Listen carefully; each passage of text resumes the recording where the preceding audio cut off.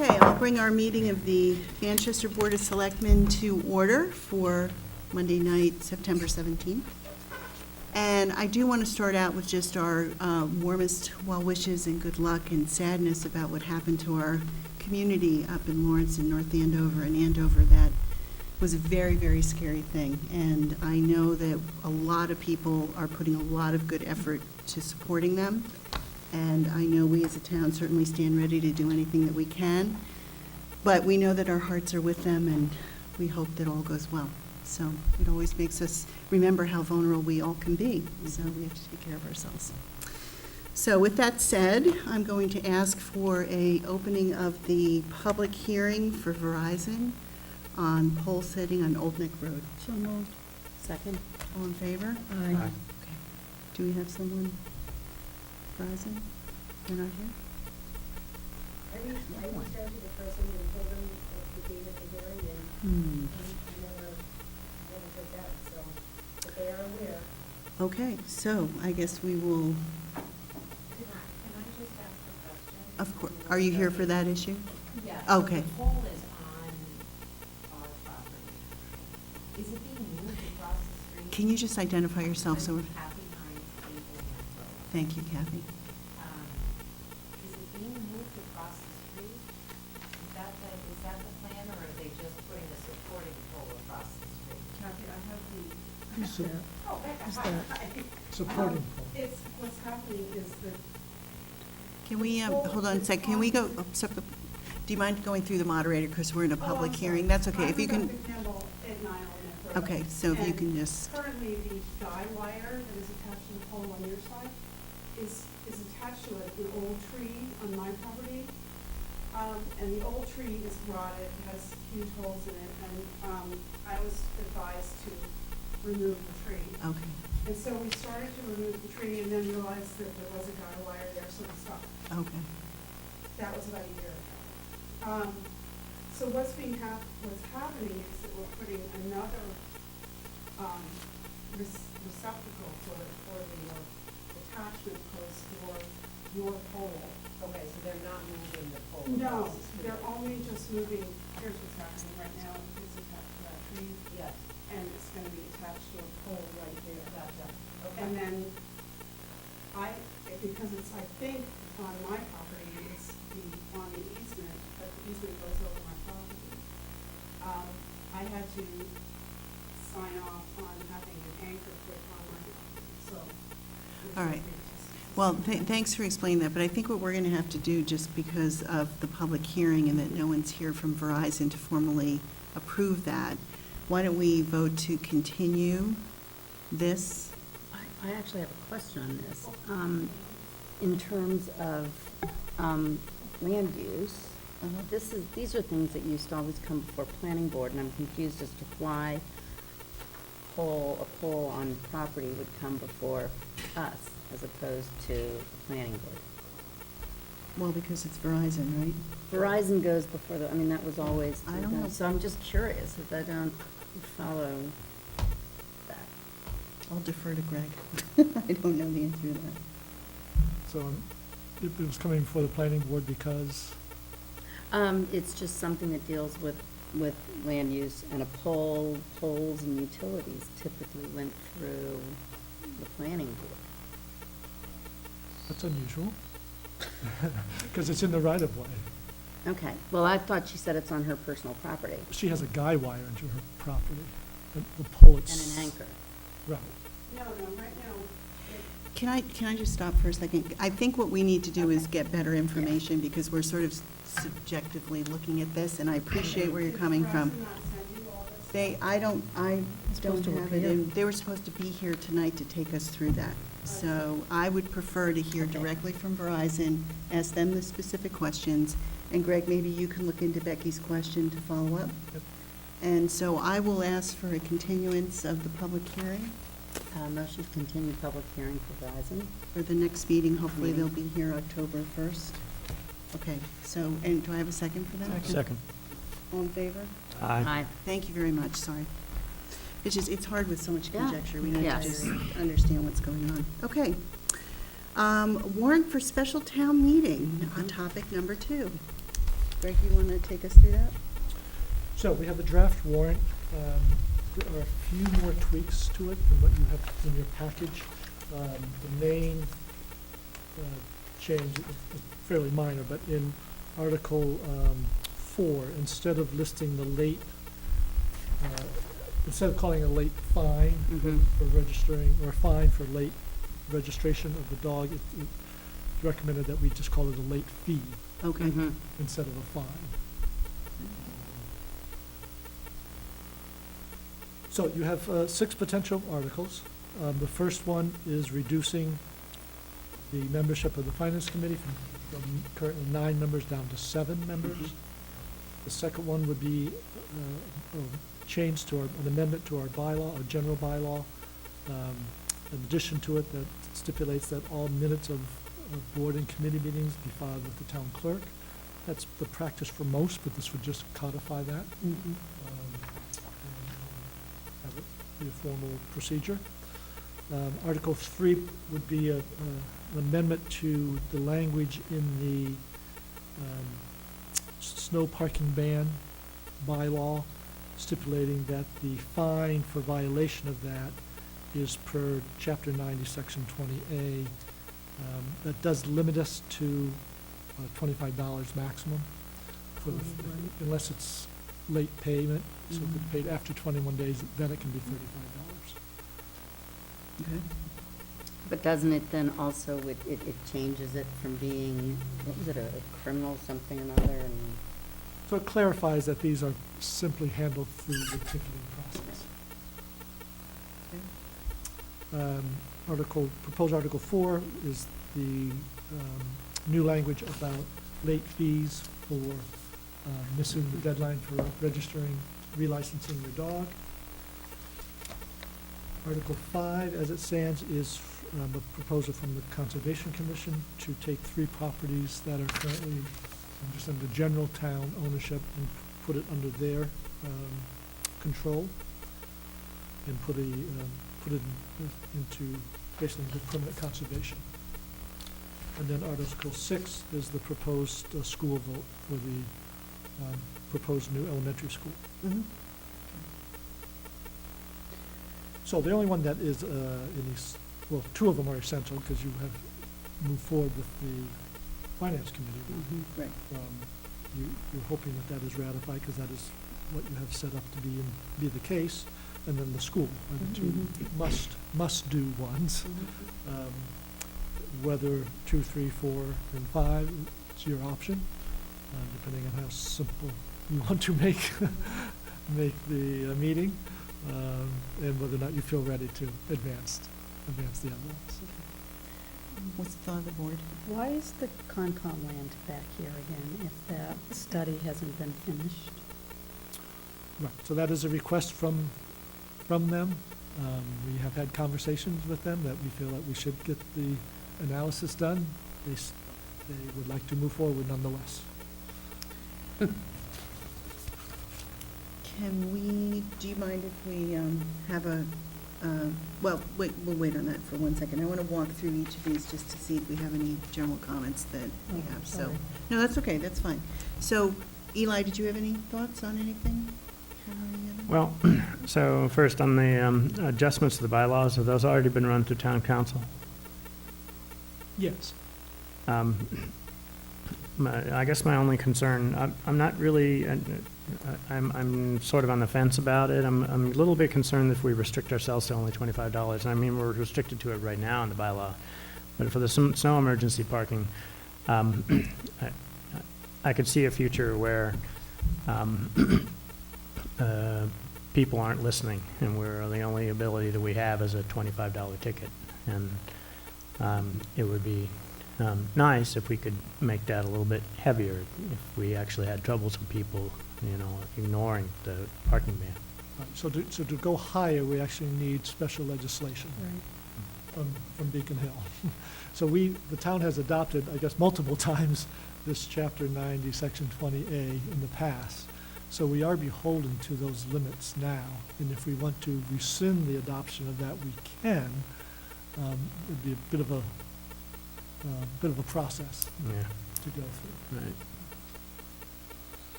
So then the only real effect here is actually not the limiting to $25, because we were already limited to $25, is, it's just the slight change in disposition of the litigation aspects. Correct. All right, well, And is that a per day or a per? It is Per per day. day. Yeah, so, You know, Greg, any statistics on just how many of these tickets are actually written? I don't know number-wise. I would generalize and say not a lot. Right.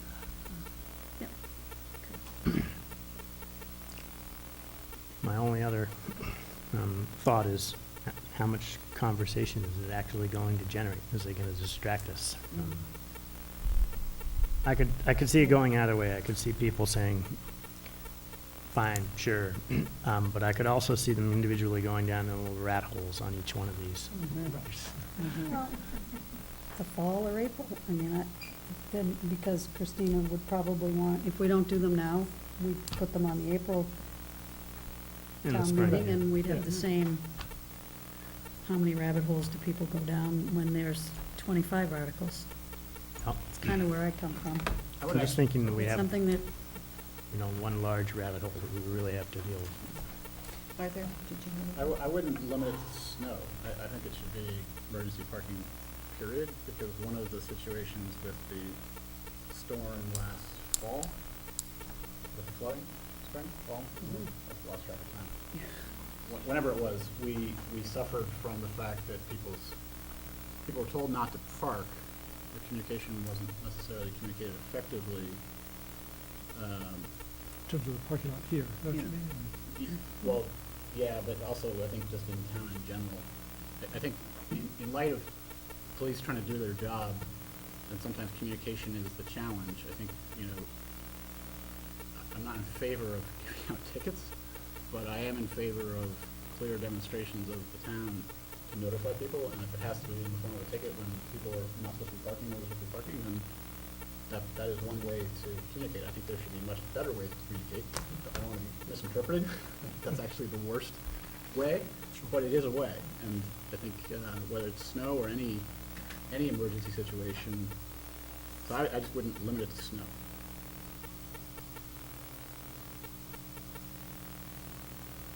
But that's just my point of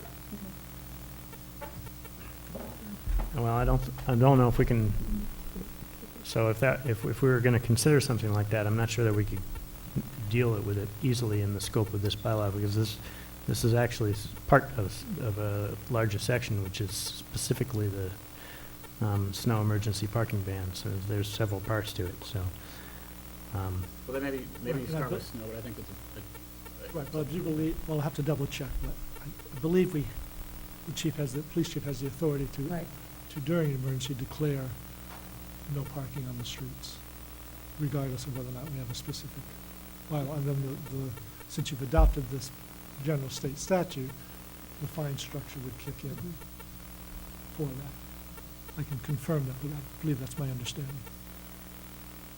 Yes, I just don't want to be misinterpreted. I'm not suggesting that we just start issuing more tickets. No, I understand, I understand. What I am suggesting is if there's an emergency situation, whether it's snow or the police chief issues something, and people park when the town decreed something, and people park anyways, just because their car doesn't get washed away or, taken out by a snowplow, there still should be an effect of people ignoring a town situation. I guess that's the point I'm making. Yep. It has to come in the form of a ticket, that's very unfortunate, but I think we need folks not saying, well, I didn't hear, or I think people need to begin to listen more, in addition to the town communicating better. So I'm not Yep. putting it on Yep. I'm not dumping it on residents, I'm saying the town has a huge responsibility, Right. primary responsibility, in fact. But at the same time, we can't have the chief in a snow situation. Maybe it starts with snow, but I think it's a bigger issue than just snow. All right, any other issues on any other articles or thoughts? Questions? No? On any other, which ones? Any of the other articles? Any of the other articles, before we go to where? No, here's what I'm trying to do. I want to go through each article, and I just opened up and said, do we have any concerns or questions on any of the articles? So I've heard some on Article 3. I want to go through them one by one, but I didn't know if there were anything else before we started doing that. Yep. Okay. So Article 1 is looking at the Finance Committee. Are we all on board in keeping that on the agenda? Yep. There you go, Ellen. Okay, thanks. All right. I just have a comment on Article 1, which is, Yes. I want to compliment Greg on the artful drafting of this article. I actually had to make a little visual diagram before I could really understand it, but he said exactly what it needed to say in the fewest words possible. Perfect. Well, that's good feedback, Mr. Moderator. Thank Artful you. drafting. Artful Put that drafting. in his review. Okay, great. Thank you. Article 2. Any thoughts on that? I think that's pretty straightforward. Yeah. Yep.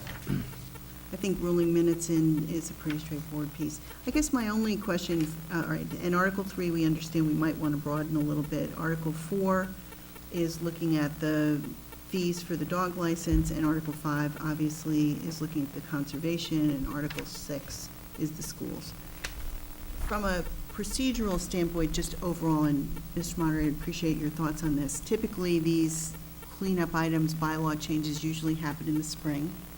Is it your advisement or thought, does it make a difference if we take a couple of these up now? Or would it be better to hold off more of the business pieces for the spring meeting? I think that really depends on what urgency you attach to getting these things done.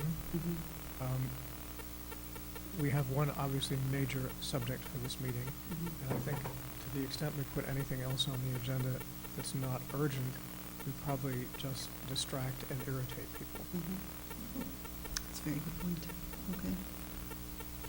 So, with that said, would people be willing to, the only two really that we have to do is the Finance Committee, because we started that, and the school vote. Is it the consensus of the board, we can take a vote on this, that we push out the others? Is there any impact in pushing off the other three to the spring? Not huge, no, Okay. not huge. I mean, we'll go through another cycle of dog licensing. Mhm. I think that's, when a dog's license due, the, End of March. March. I was gonna say March 1st of April 30, is the yeah. deadline, yeah. So, but that's okay.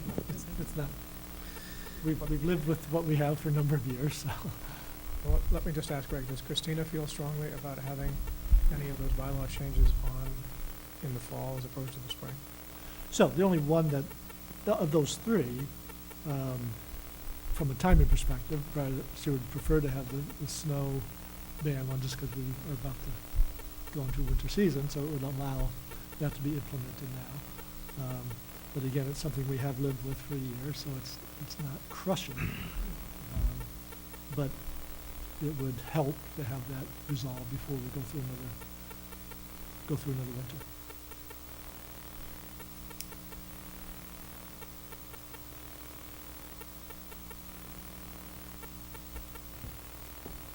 So, what do you suggest?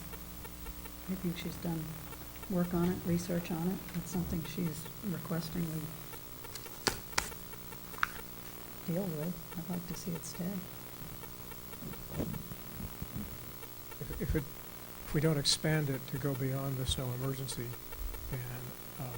and save that for the spring, if we're It'd be gonna do pretty it, clear for I people. can't imagine it would take more than a few minutes.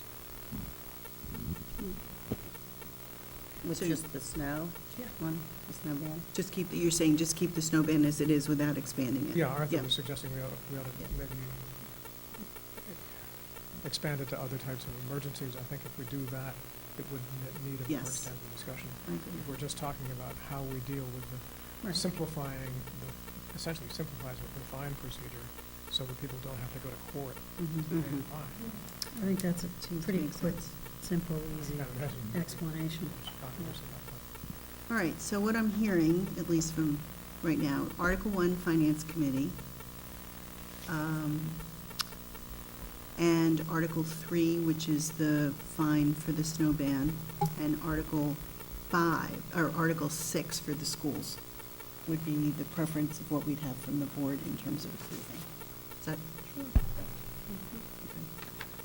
Okay. So with that said, you just need a vote from us to do that, and I would suggest these others that we push for the spring meeting and go from there. Well, except the Concom one, right, or is that? Well, I think that we don't have the information on that. We've asked for a study and feedback on it, unless anyone here feels strongly about keeping that on. No, I'm wondering if it even needs to be on April. Well, we can address that when we get there. You know, I think we need to look at the study on that. Mhm. Can I just interject and ask Sue Brown, our planner, to weigh in on that? Is this a realistic, you want to grab a microphone?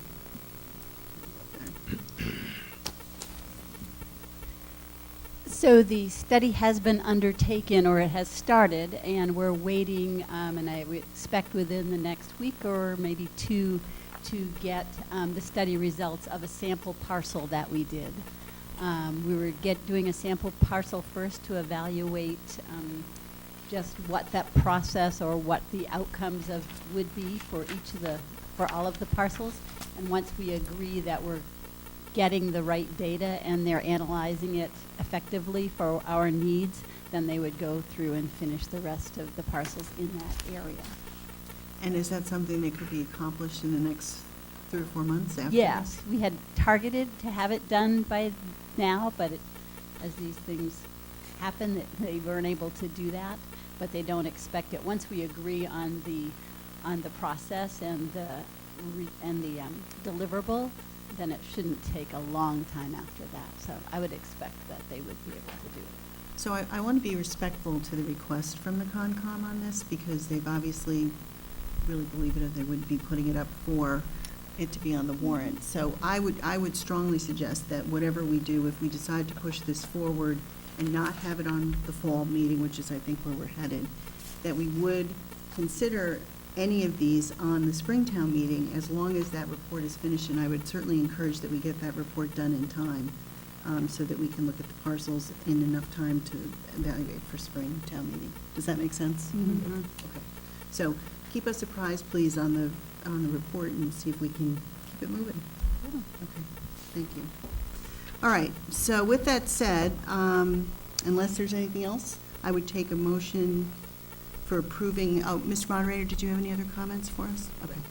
I would take a motion to put 3 articles on the fall town meeting warrant. The first one is Article 1, the Finance Committee movement of from 9 members to 7, reducing the number of members. The second is the snow ban, which is now currently Article 3, for cleaning up that bylaw with the fine clarification. And the last one would be Article 6, which now would be Article 3, for the school vote. So we will have 3 articles. Any Second. further discussion? All in favor? Aye. Opposed? Okay, thank you. Do we have a first and Second. second? Yeah, Becky? Okay. Becky and, okay. So we'll need you to come in over the next couple of days, just to sign Yeah. the warrants. There'll be 5 or 6 copies for signatures. Okay, great. We'll have that ready first thing tomorrow. Good, thank you. On a related subject, Madam Chair, if I could, I'd like the board's advice on whether we should have a pre-town meeting for a special permit.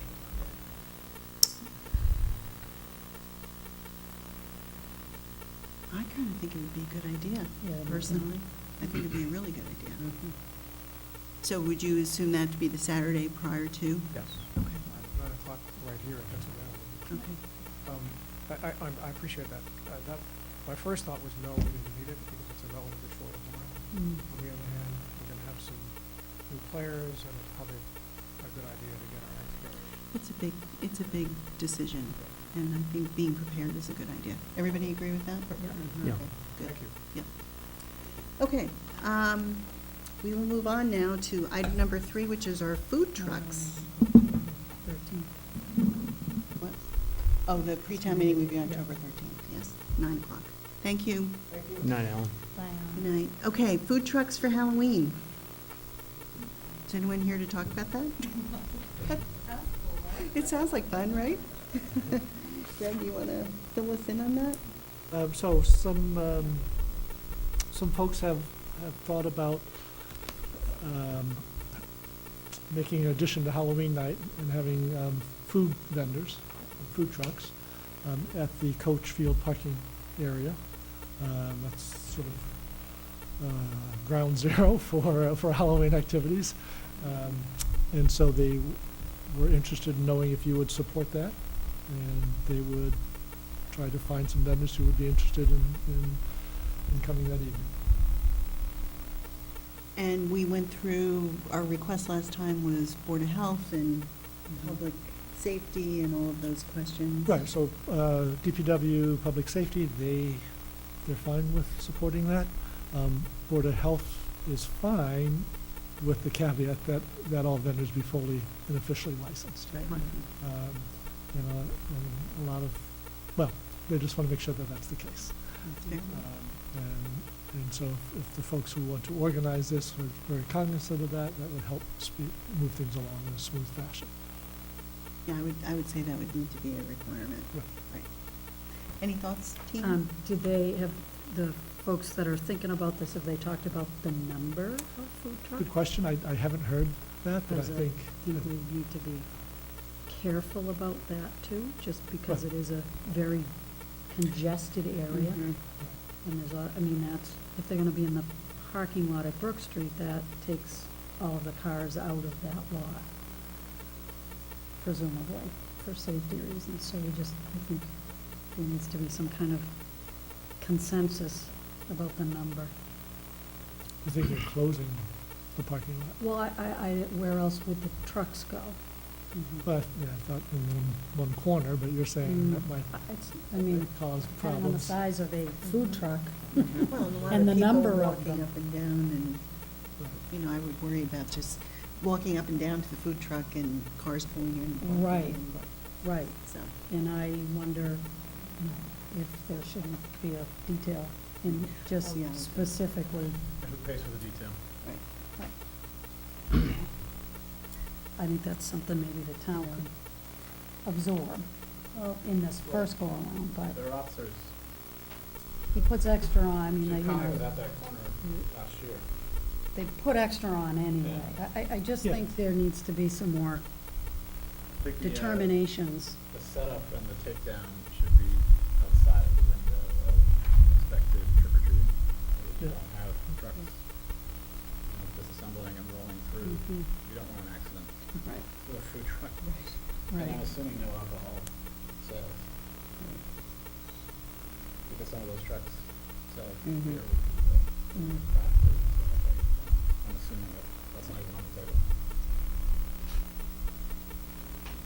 Okay. Any other comments from the board? Yeah, I got a concern overall about it. I think it was last year that folks started actually doing candy drives because the households were being subjected to a perceived burden of handing out candy to the point where it was getting really expensive on a per household basis to support the inflow of people there. And we've added to that by closing off the roads and amplifying concentrating the supply of people down there. And this, to me, seems like driving it into a whole new level. Food trucks, if they get established there, are probably going to advertise that they're doing that. And I wonder if we're going to start generating a significant amount of people coming to Manchester, to this rather tight place from out of town, because, Salem is a zoo. Manchester's got this nice spot. They have food trucks now. Let's go. And now we have an awful lot of people coming in from the outside. And if people thought the burden on their household candy supply was bad before, now it's going to be quite something. So I do wonder about this, and I wonder if the entire neighborhood has really been polled on this, is aware that this might be happening. And I think this is actually sort of a more major shift. And I'm feeling a little cautious, more than a little cautious about it. Interestingly, the same individual who started the candy drive is spearheading the food trucks. I would agree with Eli. I really have significant trepidation on this. It just, something, I think that we're growing the monster. Any other thoughts, Arthur? I'm not as concerned. I don't think food trucks are gonna accelerate people coming to Manchester. Like, the people are already there. So if there's a concern about the volume of people in the neighborhood, that's a separate issue. And I'm not saying it isn't an issue. I think it is an issue. I think the Mhm. burden on residents of that part of town Right. is completely separate from food trucks.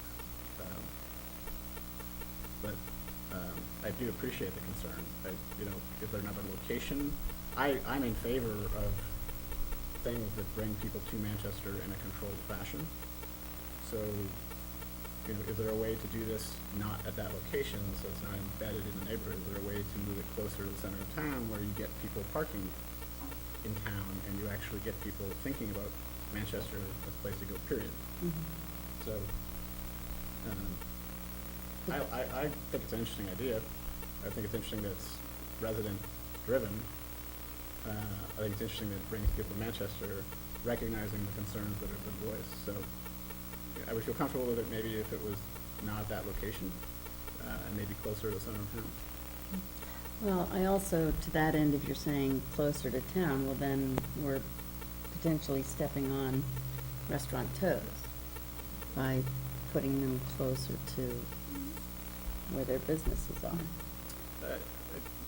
I appreciate the point. I think if somebody wants to go sit down for a meal, they're gonna go sit down for a meal. And the volume of people, I don't think we're gonna, I think I've been one of the strongest advocates for restaurants and small business in this town, on the board, and, I would argue that if I were a small business owner, that competition for one night is maybe gonna actually bring people into an area that makes me more aware of my business. I may lose a few dollars one night, but I might actually gain people recognizing my establishment is actually there. Okay, But point taken. yeah. Okay, I am going to open up because you have a couple of questions here. Ms. Thorne, do you want to start? Do you want to grab I'm sorry. Make you get up and move. Thank you. Sue Thorne, 94 Bridge Street. My concern is the relative impact this would have on the very hard work that our town Halloween committee undertakes. Townspeople support it with dollars and volunteer time, and there is a meal there for the kids, and I don't think at the witching hour, if you will, adults are necessarily going to be thinking about eating. This is going to be a kid-driven effort, and I think the effort should be more focused on the town effort that we have had very successful for many, many years. Do you want to pass that back? I want to, in a sense, second what Identify. Isabella Bates, 2 Masconomo Street.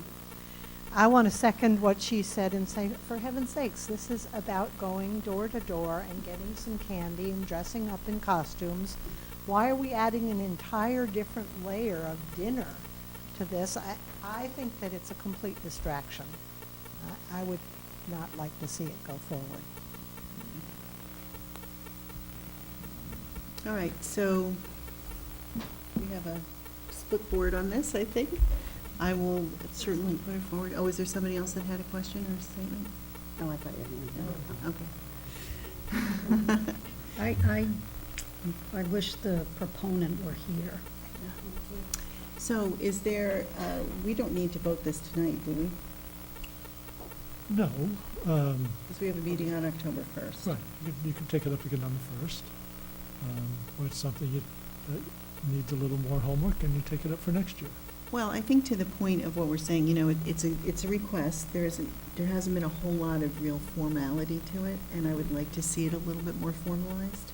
So if they are encouraged to formalize, taking in account the comments that they've heard here tonight and addressing those, and want to come back to us on October 1st for a brief presentation and discussion with the board, I'm happy to do that. I wouldn't want to go past that. Right. But I don't like voting on things when people that are bringing the idea aren't even here to talk about it, so. And one of the factors I'd be very interested in knowing is just how much canvassing maybe has been done in the immediate area of the Brook Street parking lot to see how folks are feeling. And hearing from the committee, the Halloween committee, because I think that's a valid point. I thought they were involved in this, but maybe not. So I think answering those questions, giving some guidance, and coming back for a brief discussion on the first is fair. Work for everybody? Mm-hmm. Okay, great. All right, next topic on our list, Friends of the Manchester Council on Aging. Update on proposed locations for senior center. Is there someone who's representing the group or just in general wants to make any comments? Mrs. Thorne? Come get your microphone. She wants it.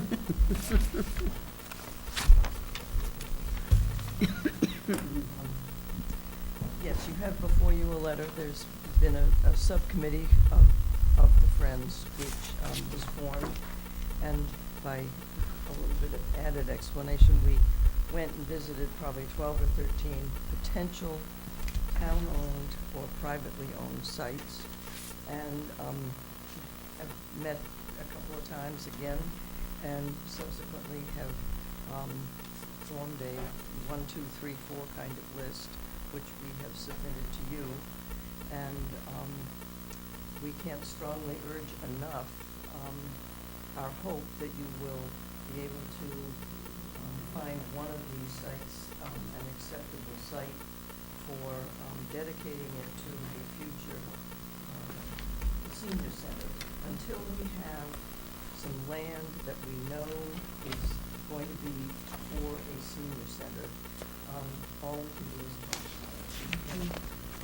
We can't begin to really develop any ideas, we can't begin to think about fundraising, design, programs, any of that kind of stuff, until we know we have a site. And that's really what our hope is, to have some kind of consensus about what would be a good site to do this. And we're prepared to work with you in any way that we can to answer questions, do some legwork if necessary, whatever. Thank you.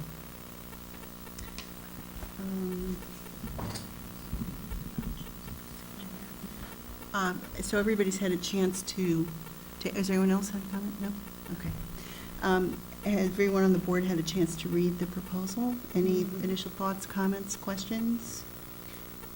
Well, I fully support us doing a senior center as soon as we possibly can. We did try to see if we could work it into the school project, and of course we changed our direction on that a little bit. Of the locations that have been suggested, the only one that I actually have a real concern with is the Brook Street parking lot. I'm pretty deeply concerned about taking that parking lot out of there, or because that's what we would have to do, right? We'd have to get rid of all the parking there in order to support a senior center on that location. That without a plan for what to do about that parking, I'd have really serious reservations about that, because that's a pretty core parking lot, different times of the year. That was a concern, and it was a concern of ours as well. But again, it is town-owned, it's centrally located, water and sewer. It has a lot of pluses for it, but your point is well taken. That is one of the real detractions. Any other general comments on this? I think that we're overdue for a senior center. And I think that the closer downtown options are the best. They make, I think, more sense. I don't mind the Brook Street one. I know it's a very, very busy parking area, and it is. I know. And, but who parks at the Norwood Avenue one? Well, you know what, here's what I would suggest. Getting into sort of what property is better or not is a little getting ahead of ourselves. I would think that it's probably best we get some guidance from people in terms of doing a land use study for the senior center on the parcels that have been brought forward, but there may be other things as well. So I think our real focus here is to say, do we want to go ahead and think about commissioning or asking our town planner to look at that and come back with a proposal that would get us ready, because I don't think we can say, yes, we're going to fund a study right now. We don't have the details on that. But I think in general, what I hear, unless there's something different here, is that certainly we've been very vocal about the importance of a senior center. It's time to get that moving and get some information set up about it. We're just about done with our master planning, which gives us a whole lot of data and things, and I think I feel comfortable moving ahead with looking into this to evaluate and getting a recommendation back in terms of what type of a study we need to do, what it would cost, how it would fund, what would be the time frame, and really begin to get the process moving, which is, I think, what you're asking for. Would you be able to give any sort of timeline to what you are talking about? In terms of a proposal, to get back for, I mean, yeah, a if site you're vision, looking yeah. at grappling with this within a month or 6 months or? I would like to certainly have something done and figured out before December timeframe, so within a couple months at the most. That would be my recommendation, before we get too far into our budget process, because if there is something that we want to put forward to consultants or something, we can bake that into our planning, if that makes sense. That makes sense. Does the town own, would the town have to take issue of dedicating the development of the senior center? Is that something that would have to go to town meeting, or is that something you guys say, the town owns this, we're the leaders of the town, we vetted it, this is where we feel this should be? That's a good question. I don't know the answer to that. Do you know? So if it's town land that's not restricted in any shape or form, then yes, you have that authority.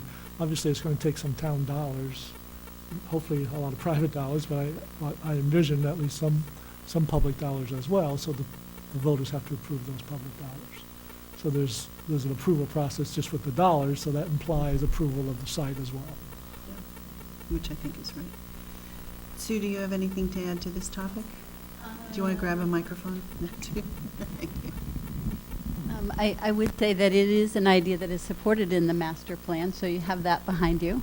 And that there are some sites that we're already looking at to look at the feasibility for use on, that we could begin with that and have that be a use that's considered. So we would need some idea of programmatic, what size of building you would need, that you would look for. So just some baseline information shared sooner would be helpful. And I know that probably depends on the site, but I also think that there are some developers that are looking at some properties in town and I have spoken with them about the possibility of thinking about a senior facility as a mix in their program of what they're looking for on the site. Some folks that are looking at housing, et cetera. And so I think that there's multiple possibilities for it. Any other comments? No, I think and I'm going to be speaking for the group behind me, and we haven't conversed about this, but my feeling would be that we are going to stay on this. And you will see us in the audience, and we will be asking questions about where it's going and when it's going, because it is really, we're talking about a third of the population of Manchester, a third. And that number is going to grow in time. Statistics show that. And the longer we wait, the more disenfranchised those people become. Thank you. Okay, so with that said, what I'd like to suggest is that we do engage in framing up a process to look at this, that we get it pretty much by December 1st or in that time frame, so that we can look at, that's the early when our budgets are coming forward.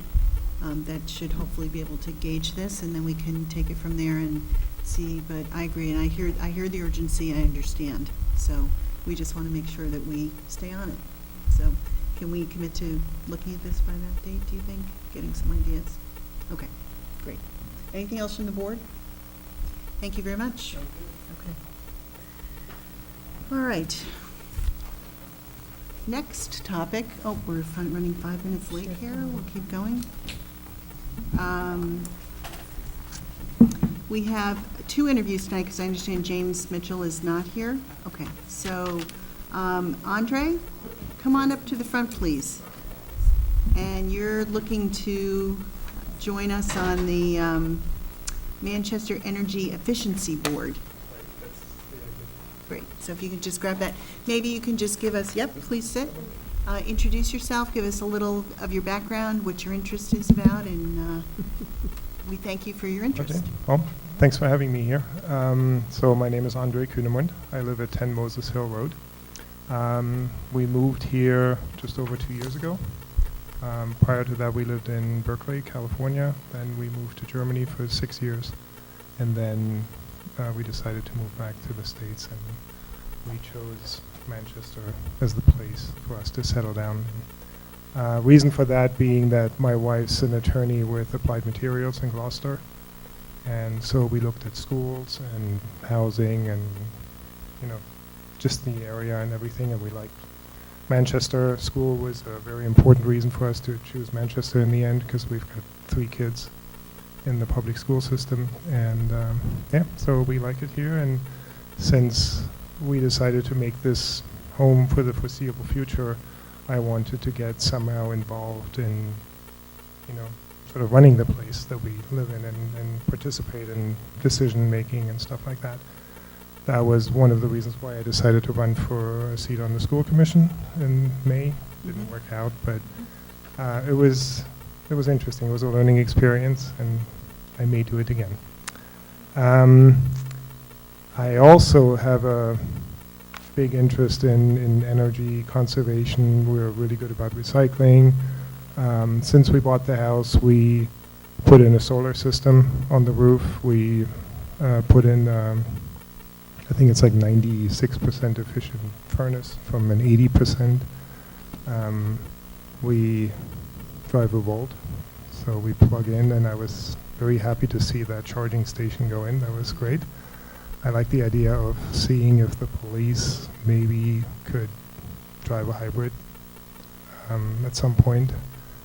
So I think there are lots of things out there that we could possibly do, and I certainly have some ideas, and I just wanted to, participate in that advisory committee, and maybe help the town administrator and the Board of Selectmen and make certain decisions. Great. Thank you. Questions from the board? I guess, what do you see as the number one issue in your mind, also being relatively new to town? Overall, the school, the new school, or what do you mean in an energy As it efficient? relates to energy, yeah. Well, We can talk about bigger problems, too. As far as energy efficiency, I think the converting the street lighting to LED is a great idea. That should save us a lot of money, I would think. I like the solar panels going up on the middle and high school. I don't know what could be next. I mean, having lived in Germany for 6 years, I see solar panels everywhere, and they probably get a lot less sunlight than we do. So I don't know if there's maybe or areas in town that are just sort of like the former landfill opposite Moses Hill. I don't know if that would be an idea to put up solar panels there. Like anywhere there's like an open area in Germany that's not being used for much of anything, they put solar panels in there. Obviously, wind turbines, that may not be something for Manchester, aside from the aesthetics, but we're a pretty small town. Yeah, I don't know.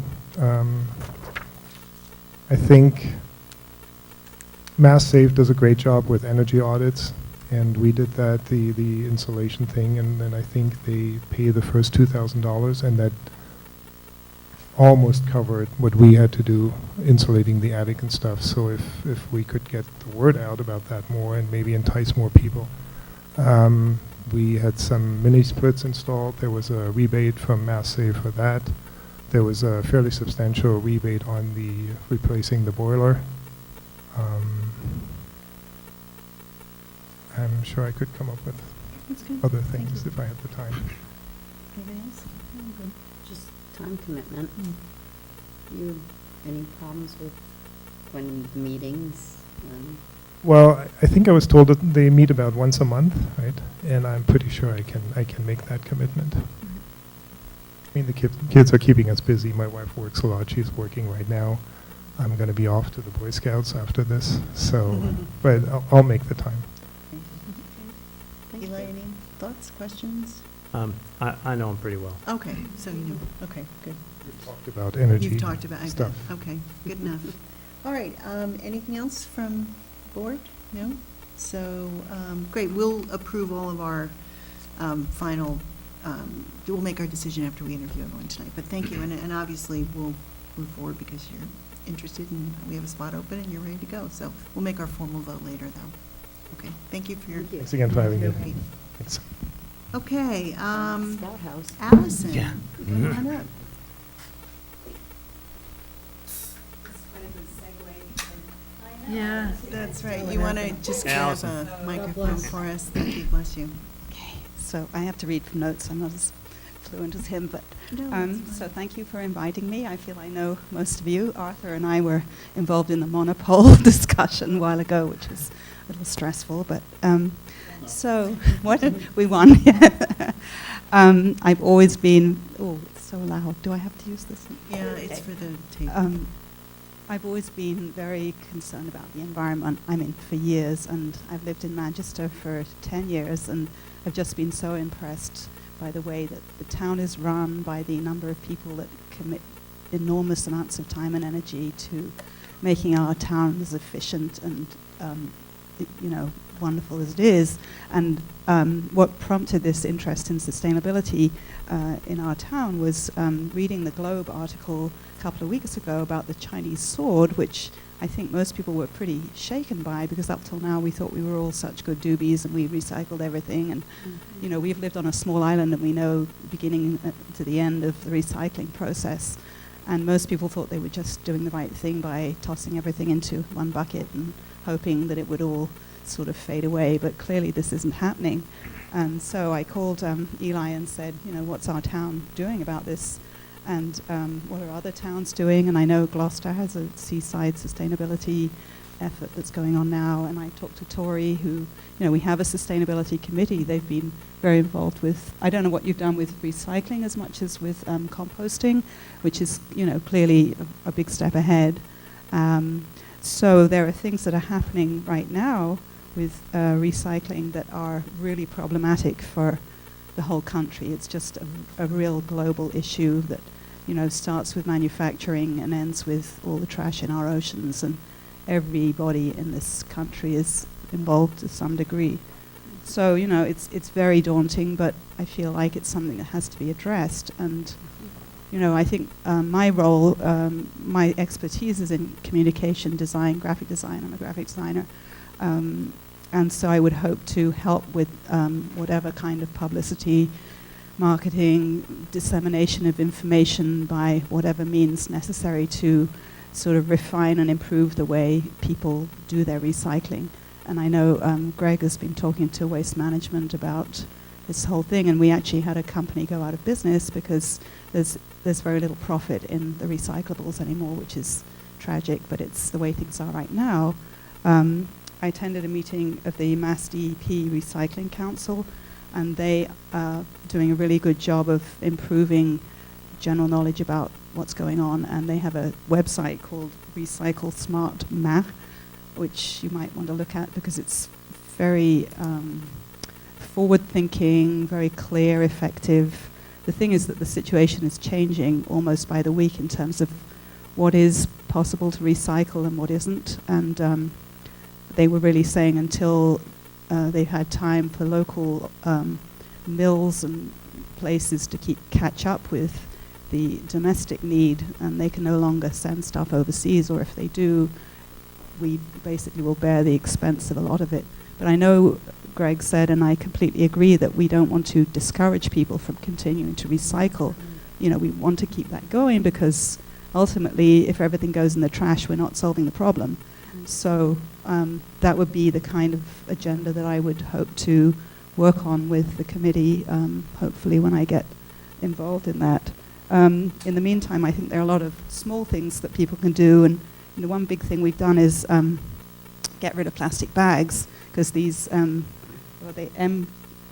always forget this acronym, MRFs, the material recycling facility.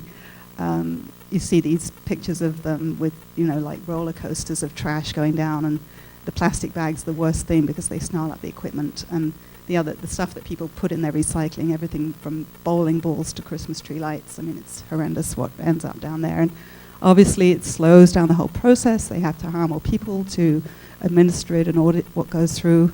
So getting rid of plastic bags is a huge step in the right direction. That our town did, Gloucester is following. I think that will become, probably nationwide. But there are other things like paper cups, polystyrene, rigid plastics are no longer accepted by these people. So there's a lot of work that can be done, just even scratching the surface of the problem. But I think the plastic bag effort has shown that, small things can have a big effect and can also set a model for other municipalities. So that would be my interest more in the communication, dissemination of information in this area. I'm not a scientist, I'm married to one, which helps, but I think the main thing would be to try and keep on top of the situation and find out, well, if we're not sending it to China, where are we sending it? Is it going to Vietnam? I mean, it's just ironic that these huge containers full of trash go all the way out there, and then somehow maybe a lot of it ends up in the ocean and causes these massive Pacific gyres and all that. So, it's a very, very daunting issue if you think about it on a global scale.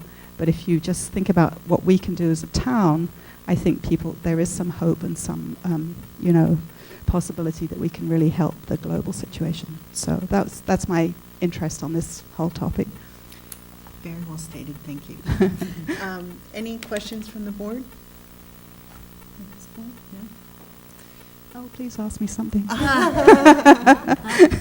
Okay. There's somebody in the back that has a question. If you can go through me on the question, though, please, and just identify yourself. Peggy. Peggy. Yeah, so should I take them up? Yes, please. And just identify yourself. Oh, there we go. I work with Allison. We volunteer for the refugee family in Gloucester, which numbers 16 of them now. And I just discovered when I asked Allison at the food pantry, because they're one of the major users of plastic bags, and most people also go to Market Basket, which puts a dozen eggs in one plastic bag. Excuse me, I'm sorry, Peggy, what's your last name and address? Oh, Coleman, Peggy Coleman. I live on Friend Street. Yeah. Thank you. So, but my point is to ask whether climate change fits in with sustainability. I don't have any idea. I know that climate change is really an important issue. And so is climate change a part of what the sustainability people will be dealing with? So separate issue, but that's fine. So not necessarily, they're integrated. But from a town perspective, we're looking at climate change, sustainability, all the things to do with the environment, sea level rises, all of those things as a comprehensive plan that's part of our master plan process, and we have a lot of information about that. One of the things that we're looking to do over the course of the next year or so is to integrate these groups together so that we're working them from all different issues. So not necessarily meeting together all the time, but once a quarter or whatever, so that the work is aligned and works within sort of the vision and the plans that we're putting forward. So good question, and yes, we are addressing that, not necessarily directly with sustainability, but it's an integrated process as we go forward. So to go back to the plastic bags, so I discovered down at Ocean Job Lot that they have the multi-user plastic bags, which have just an apple on the outside. They don't blast the company name on it. And no, they're not plastic. Oh, sorry. They're the multi-use bags, that people use. And only then, when I introduced them to the food pantry, did I realize that Gloucester is going without plastic as the first of the year. Yep. So I think that's really good to be known. So good, Yeah. thank you. So Okay, thanks. Thank you. Thanks, Allison. Any other questions for Allison or comments? No? I Good? just want to say there's a lot of to be learned from particularly Scandinavia. We were in Norway for a short while and lived in somebody's house, and they had 5 bins: paper, plastic, metal, glass, and something called everything else. And by the time you've separated all those, there was nothing to put in everything else Oh, that's because it was great. all gone, and compost went on the land. That's You know, great. so it's how we repurpose these things that's critical. Well, and I think so much of your communication expertise is something, we've talked about this before, just around education. Yeah, You know, and exactly. really sharing the message and doing it in consumable bites so people can get it, and having initiatives that tie into it, so I think. I that think would be most great. people want to do it. I Yeah. think they just don't have the expertise or the knowledge or the time. Right. So our job is to make it easy for them to do Right. the right thing. Right. So. Okay, thank you. Does it have to do with the, Allison? Okay, I mean, okay. I just heard an article about a woman in Lynn who is a recycling educator. And she goes literally to people's houses and goes through with them. Here's what's good, here's this isn't clean enough, you know, teaching people. Mhm. Well, the boss of waste management rides around with a truck and runs after people. Scares them. Just scares them with that? Good, okay. All right, well, thank you very much, thanks. Okay, so our third candidate will not be here tonight, so I can take a motion to appoint Andre Kuhneman to the Manchester Energy Efficiency Board for a term of 3 years, and Allison, Yeah. 3. The note says, Oh. it says 1-year term. Oh, it's a 1 year? Okay, Yeah. well, 1 year? 1 year, yep. And Allison Anholt White for Sustainability Committee for It says a term through 2019. 2019. So moved. Second. All in favor? Aye. Aye. Opposed? Great. And please, Sonia, will you contact them tomorrow and thank them very much for their volunteerism? We appreciate it. Okay, I am going to do just a very quick, and I apologize in advance because I had a PowerPoint ready to go, but I didn't quite finish it, and I didn't want to pop it on you in the meeting, so I will send it afterwards. But I've been working very closely with Alida Bryan, I don't know if you know Alida, who has offered to help us look at this. She's got significant board experience, and is it great to have another extra set of hands and a volunteer to help us. So we've done some research on current sort of what's happening out there in the world around board training and come up with some general ideas. But the overall effort is really looking at how we look at our boards, whether they're advisory or judicial or semi-judicial, how they work together and how we can train and make sure that all the boards are effective, working through within the guidelines of the Mass General laws, but also making sure that we're good, we're very sensitive to our customers, and we understand how to run effective meetings. So with that said, in part of our research, we found a wonderful group through the Office of the Inspector General that runs how to be an effective member of a public board or commission. And it's a very well-vetted program. There's a team of 5 trainers throughout the state that come and run this. It's a 3-hour session. Unfortunately, they're booked through the fall, but they have some availability in January. And the topics, and I will get this all to you, but the topics really range from ethical pieces, but also around good communication skills, running effective meetings, so forth and so on.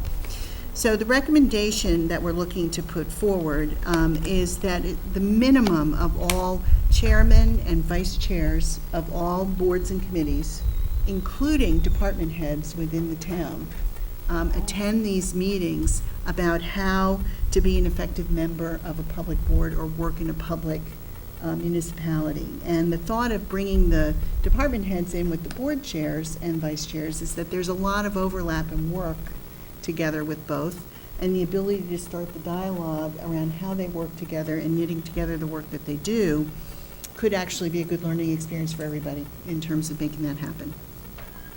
So with that said, and I just wanted to see if generally this was where you wanted to head. It would also obviously include the open meeting law pieces and a few other parts of that.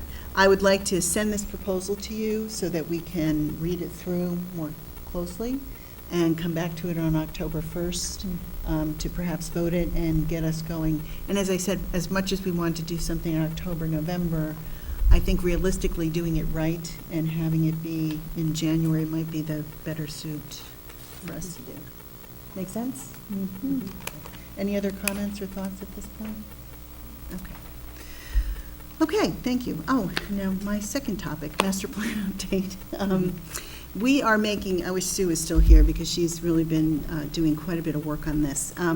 The master plan is in its final stages, and we had our joint meeting with all the boards a couple of weeks, about a month or so ago. Is she still here? Oh, she left her, okay. Maybe she I might went. not have even realized she left those under the chair. Oh, yeah. Anyway, I'll wait for Iman to come back. Now we're down a board member. Hello. Here he is. Okay. Oh, okay. I just told her you're doing the updates. Okay, okay. What we've done, and we have, actually, the plan is looking great. We've got all of our pieces together. You saw the initial run of that. What we're now doing is taking every single topic and recommendation we have, and we've actually broken it by board and committee in terms of what areas fall within their venues. And we're taking it back to every single board and committee to say, here's the action plan and the recommendations that touch the areas that you're involved in. Let's formalize those and come up with the action steps necessary, and what feedback would you give us relative to this, so that when we present the plan, it's not just a written document, but it actually has an action plan associated with it, as you explained, the board committee piece. So over the course of the next month or so, and I haven't seen or 2 months, I haven't seen the final schedule on this, we'll be going back to individual boards and committees and having those discussions. So, and the second piece is, we just finished and hope to have the final report on the limited commercial district, which is probably one of the biggest pieces we've done. Right. And that, I don't know, Sue, maybe you want to give a little overview of that limited commercial district report, just kind of state what it is. You can grab a mic, please. Thanks.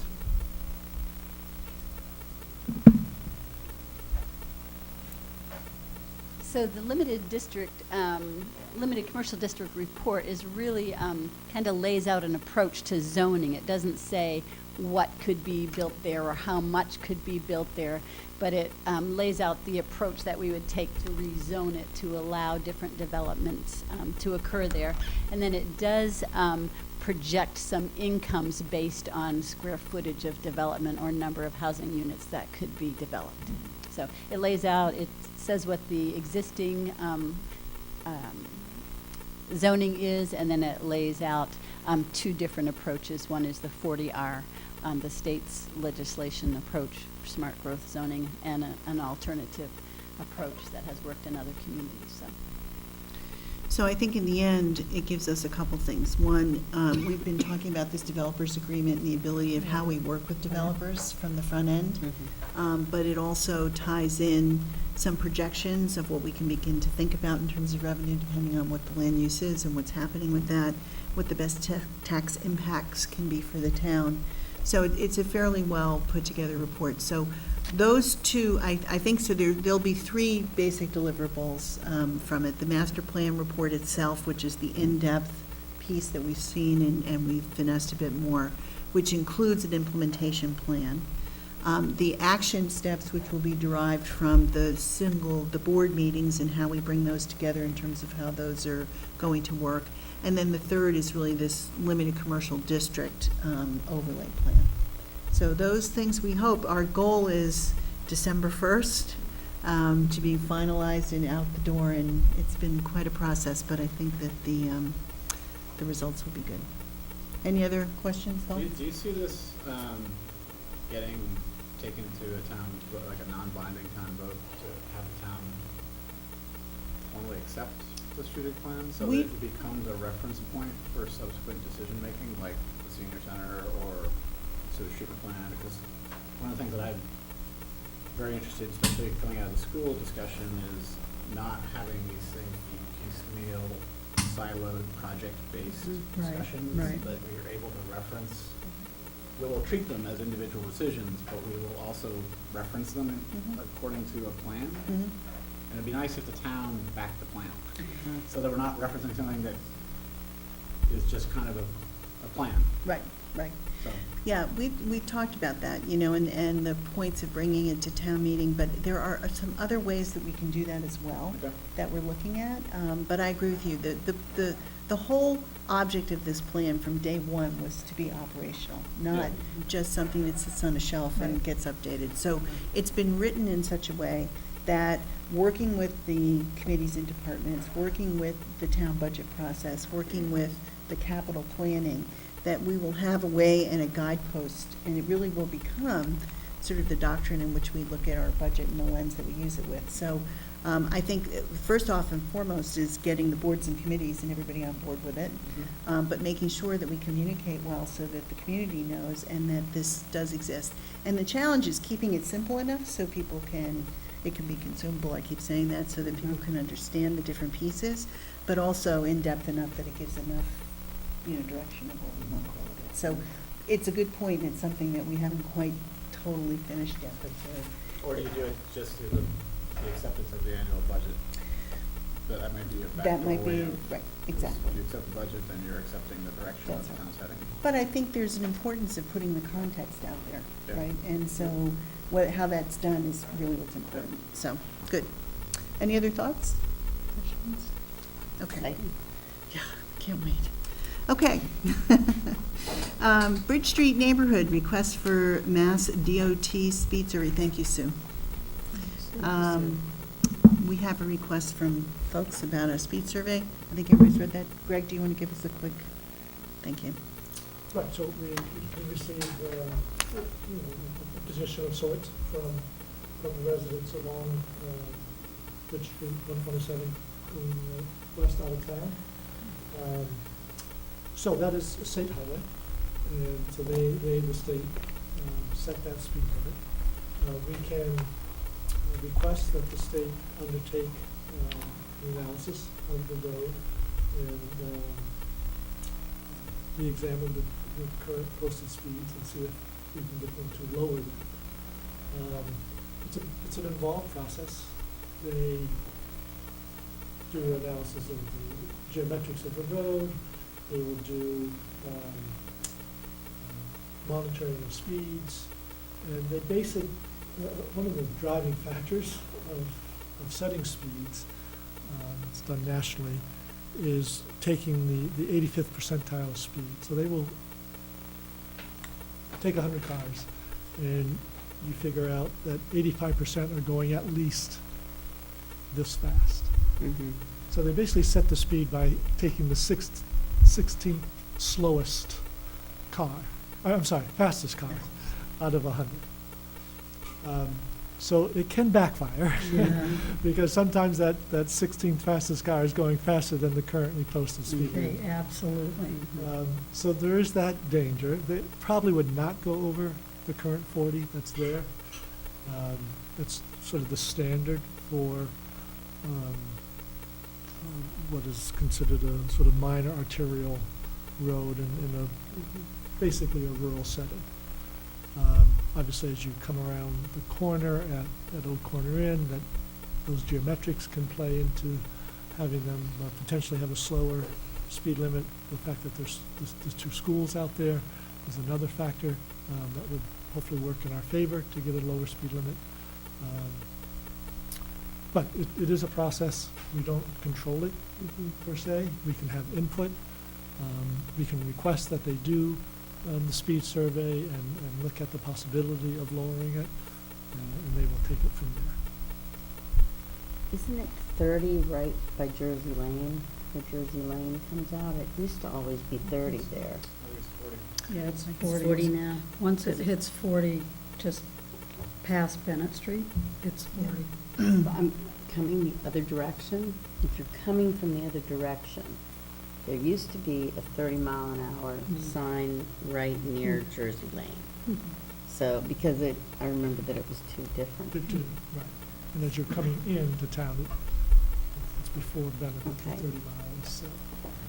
Well, it's 40, there's a sign, I just drove it to get here. There's a sign right after the Oakland Inn that's actually 40. Right, and It's that's, very low. yes. Yeah. Did you get But Becky, you might be right, actually, because they're posting 40 after the Oakland Inn, which suggests that there's something else before. I think, I'm not opposed to this at all. I don't think there's anything to lose. Right? What I'm really interested in is, I've said this before, is a pedestrian crossing. If there's a way to work it into the request, a pedestrian crossing at the old corner inn, whereby when you hit the button, there's a flashing light and cars have to stop. Because my kids are getting old enough to start the MSA program, and they're not the ones that I'm observing. But in being more attuned to MSA, which is a town program, there is a large volume. I was surprised how many kids in the summer are crossing that point with bikes, and cars are flying around that corner. I'm very, very concerned about that. I feel like it's an accident waiting to happen, and it's going to be ugly.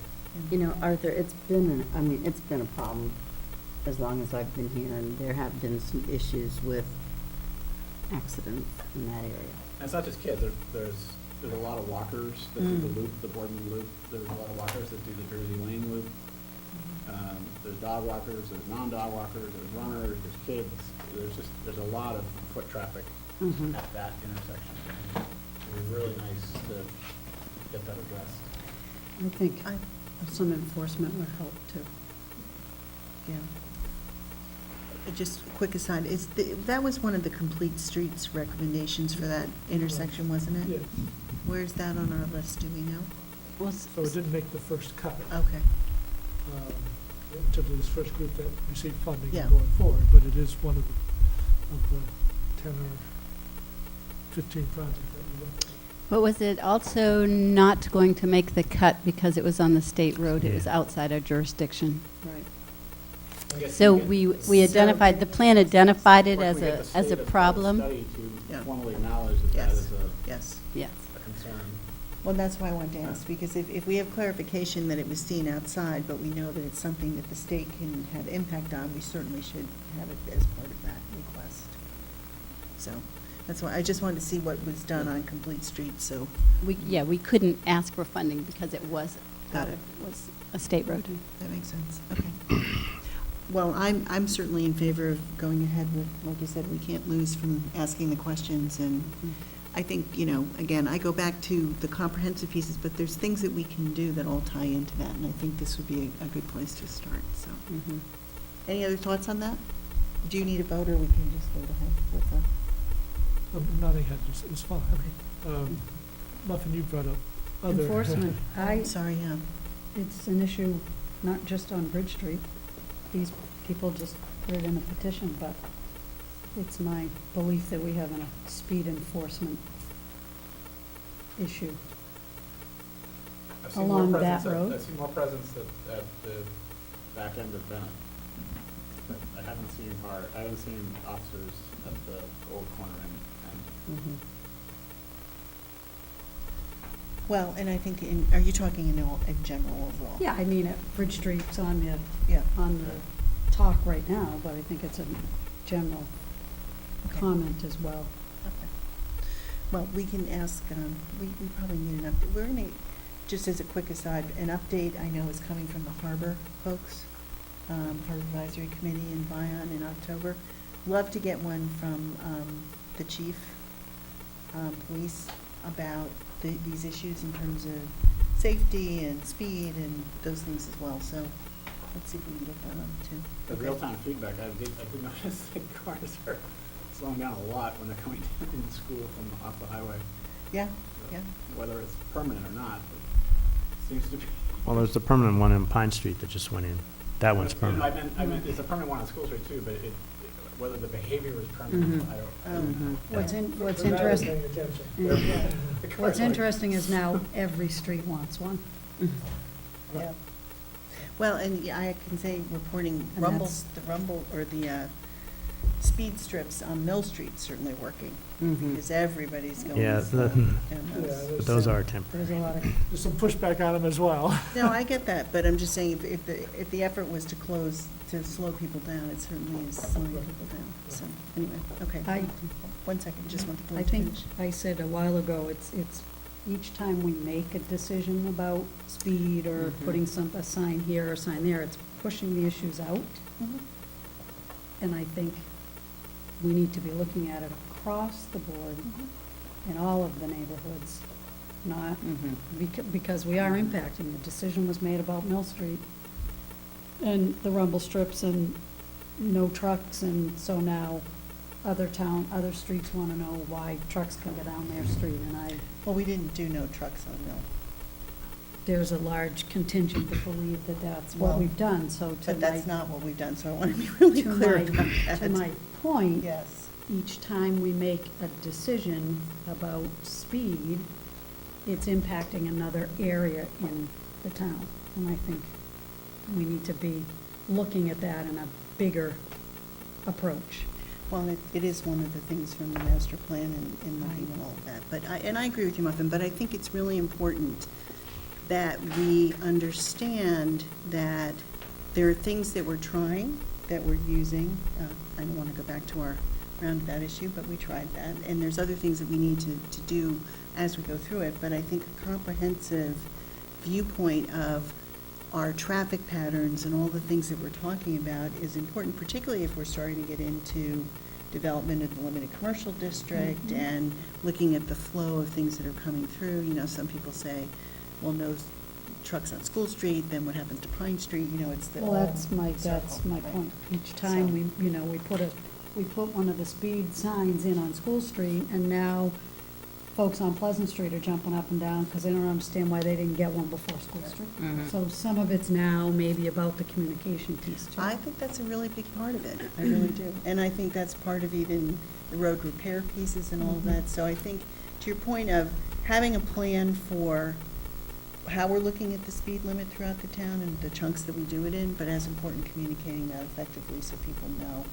what's going on with it. Does that make sense? So Greg, that would be a good effort for our new folks that we're going to write some articles for and do some things on that. Anything else from the board on that? Yes, Isabella Bates again. I have been seriously experimenting with driving 20 miles an hour. It feels like I'm walking. I'm getting a little bit more used to it. And I want to tell you, I have occasion to drive out of town many times, and there's this psychological thing of, whee, now I get to go faster because I've been creeping through this town this way, and I see other people doing exactly that. So it's like a problem, you solve it here and it's like a bulge, and then it just goes shooting out over there. And it is a straightaway, and I do think that people just psychologically take off there. I really do. Thank you. All right, so back to Bridge Street. We've agreed to go look at the DOT's speed survey. Whoops, you got it. Boy, that was Wow, quick. we moved a lot of people quick on that Town one. government's never moved so fast. A rolling mic. Sue was the most impressive. Oh, I was very impressed. Cat-like response. So let's go ahead with looking at the survey piece, but Greg, I would be interested in a recommendation back, I think, from a consensus of the board, to how can we address the overall issues? And I really would like to get something like that by the November meeting, in terms of looking at a plan of what we can do on that. I'm sorry, I thought A plan on how to look at how we would address the full issues around speed around town, traffic flow. pieces Yeah, I like think that. consistent with what you've been saying, you've been sprinkling it, and I agree, is in general with departments, I think we're collecting a lot of issues and passing them on, which is fine, we'll continue to do that. I think it'd be interesting to see some of the departments propose what they on their own see and what they're planning to do about it. So the combination of the two, I think, would be a healthier advancement. So if the chief is going to give an update, not just give an update on what's happened, lay out 3 or 5 objectives that he independently is going to start working on. Maybe they're influenced by the feedback we give them. It could be with buy-on as well. I think in general, it's not just an update as to here's what happened. It's also here's what happened, here's what we learned. There are like 3 or 5 things that we're gonna Do going forward. do going Yep. forward, so that, to Muffin's point, you know, the chief is maybe saying, hey, more active enforcement is something that we're gonna do. And here's how we're gonna do that. Right. Yeah. No, I think that's a And really here's the good point. timeframe that we're gonna That's right. do it in. By November? Well, what I want to, I'd like to see sort of that plan put together that we start scheduling those meetings to begin. I know October, we've got the harbor coming in, so November, if we could do police and DPW. I'd like to get some of these Feed the done. budgeting process. Yeah, it feeds the budget, it gets us going on the budget process in a way. That's good, no, that's good, okay. Make sense, Craig? Is that okay? Yes, we should talk a little bit about October. Oh, okay. So we, Oh, because of the because town meeting, so yeah. the next meeting will be the 1st, and then 2 weeks later is town meeting. Do we have a meeting on the 29th, that Monday? We normally don't, but Okay. We it's- might want to throw one in there, I don't know, we'll see. Let's, we'll talk about it on the 1st. But if it makes sense to do, I would love to get some Could of we, these. for scheduling purposes, figure that out tonight, if there's Yeah, any way? that's I fine just, with me. it's easier to, I'd rather have something on and we take Take it it off off versus than not add on. it on. So is everybody okay with adding a 29th? Yeah, I mean, we're talking about all the different departments we want to hear from and Mm-hmm. as a build towards the budget, and we need, you know, November's short because of the holiday week. So why don't we plan? I just think, I'm yeah. having shoulder surgery on the 26th, Oh. so I will not be here Well, on the that's okay. 29th. We'll send you all the notes, Becky, for your Send me the notes. enjoyment of reading. And I will read them carefully. Okay, so let's put the 29th on the schedule, to Muffin's point. wonder Yeah. if the meeting on the 22nd is better than meeting it on November 5. Oh. From a meeting Well, to do business perspective. perspective. Oh, right, oh, right. Okay. So we'll Yep. do the business on the 15th, Yeah, meet the 1st. all right. Can the 22nd work for people? Mhm. Eva? Yeah, okay. So we'll do October 22nd and November 5th. Is that, A week after the well, the Yeah. week after. That's probably a good thing. Sonia, would you send invites for that, for everybody? Okay, great, thank you. Okay, consent agenda. We have Board of Selectmen minutes for September 4th, approval of a special events permit for the Bark Festival. We have a donation to the fire department for fire equipment, and we need to accept the resignation and of Woody Kelly for the CPC, and make sure we announce that there is a vacancy open, and we need one from Parks and Rec. So before anybody want anything else on or off the agenda, pulled from the consent agenda? I want to talk about the doggies. The dog, you want to talk about the Bark Festival? All right, so can I have a motion to approve the consent agenda without the Bark Festival? So moved. Second. All in favor, any discussion? All in favor? Aye. That was good. Just one quick postscript. I want to thank Woody Kelly for all of his service. Yeah. He did a lot of work and really got us going on this whole CPC thing Mr. from the very CPC, beginning. yeah, So we're going to miss him. absolutely. He was a great advocate for us. Okay, the Bark Festival, approval of the special events for November 4th. Eli? The only note that I would want added is that the organizers should be required to make sure that the place is, spotless. When it's done. It'll be important Did that think they about make that sure that too. it's spotless. I'm sure they understand this, but I think that it should be noted. Yes. Mhm. Return to its state or better. Any other comments on that? Nope, that's, Do we have a motion for the Bark Festival? I will move that we approve the application. second. All in favor? Aye. Opposed? Woof. Woof. All right, thank you. I've been waiting all day. That's okay, Muffin, I get it, that's good. Did you work on the speech? We have a correspondence to residence letter, which I understand is going to be addressed in our October meeting. with the Harbor Advisory Committee. Any other questions that came up around that? So let's just make sure we circle back to that person and let them know that we'll be hearing from the harbor master and addressing any concerns at that point. Okay, town administrators report? So, sort of follow on to the discussion that Allison was talking a bit about was recycling.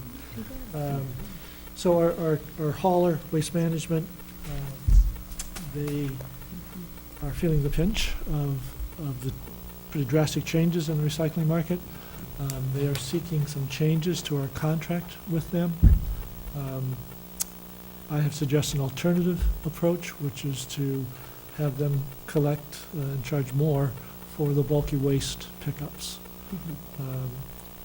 We haven't heard back from them in terms of that's something that they're willing to accept. Dollar-wise, it's pretty comparable.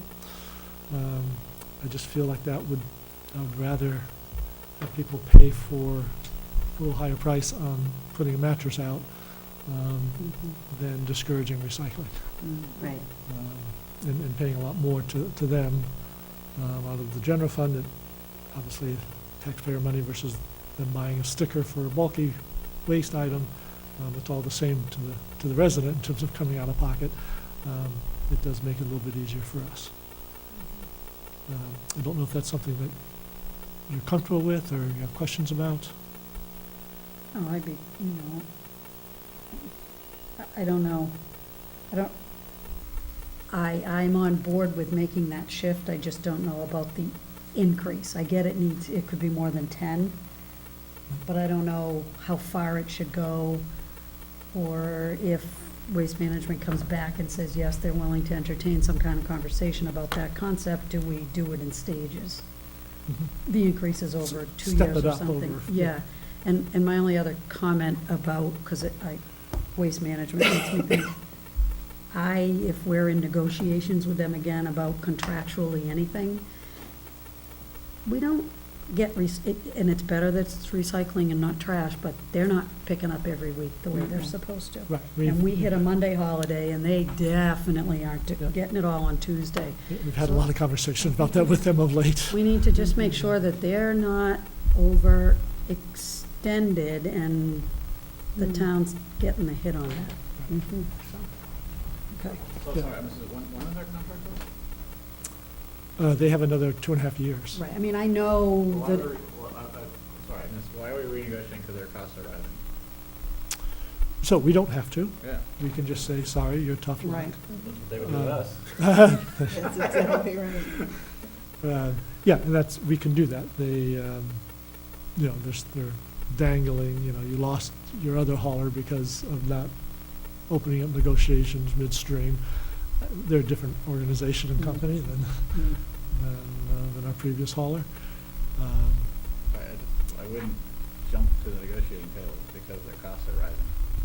I mean, and it's not a problem that's endemic to Manchester. This is like a national problem for Correct. that company. So the current contract actually allows them to charge the $22, I think it is. Oh, it does, on bulkies, and they haven't been doing And, it. okay. Contract allows for it. And they So- should do it. Right. So we could simply say that. Say we want to stick with the contract as it is, and when it's up, we will be going out to bid, and we'll take our chances. Well, and that they should be following their contract. I mean, if they're contracted to charge for something, they should go ahead and do it. I would start the conversation with why they aren't picking up Yeah. reliably Right. before we start talking about Right. charging residents more. Yeah, again, DPWK in particular has been having weekly conversations about this. They keep coming up with excuses, and we say that's not good enough, you've got to do better I think, So yeah, until they I fix think that it's problem, equipment there's no and discussion personnel. with the contract. about the contract. Because they're not fulfilling the contract, it sounds like. Can they just walk away? You've got a reputation of old municipalities, so. Well, that's, right, but can they just say, sorry, you guys cost us too much money? That's a breach of contract. Right. We can pursue that if we have to. Yeah, I can't imagine that they would really want to do that. I mean, we sank in, $80,000 to fund a truck that's supposed to be dedicated to us. They'd be open to us trying to retrieve stuff like that. I don't think they'd want to do that. But I agree, I think getting the schedule right and making sure we're holding to that standard of what we're doing, and then certainly following their contracted, agreement and what they're charging and how they do it, and, looking forward to keeping the conversation going when we're ready to reopen the contract and go out to bid. But I mean, stepping out of the middle of doing the bulky items, that's not even necessarily really significantly renegotiating the contract. If that satisfies them, financially, I personally wouldn't have a problem renegotiating something like that. That seems sufficiently hair-splitting to me. But I agree, having them fix their logistical issues first while we still have leverage would be a good idea. Okay. Is there, on a related topic, is there any update on the leaf pickup from the organic people? Yeah. Yes, but I'm not recalling the details. Let me follow up on that. I know they gave us a proposal, and I just don't know where DPW stands with it. Okay. So let me double check. I just think that would be depending on the cost, it would be a nice added value service. Yeah. I don't think it would be particularly onerous to the town. Again, needing to see costs, but the goodwill value for the residents is enormous. because Yeah. I think Better than people- ending up in bags. Yeah. Yeah. Enormous convenience factor. Sweep your stuff out to the sidewalk and a big vacuum comes along, something like that. I'd love that. Or even if people bagged it and they just picked up the bag, I mean, it's just, yeah, but I love your idea. Yeah. But Just sweep, yeah, just rake it to the side and suck it all up. But we need to. Yep. Leaves are still in trees, but. Well, December, Well, right, it's gonna be December soon. is when you finally get the last round, like, oh my God, that one maple is sitting there, and then December 11th comes along, and a little snap of cold, and then all the leaves fall down at once, I'm like, okay, let's go. One more And then time. you're shoveling them up instead of raking them up. As environmentally conscious I'm trying to be, I'm also just thinking about appreciated value to residents. I think you've got a lot of people that were very appreciative of the town. But it's all continuing costs. Right. Okay.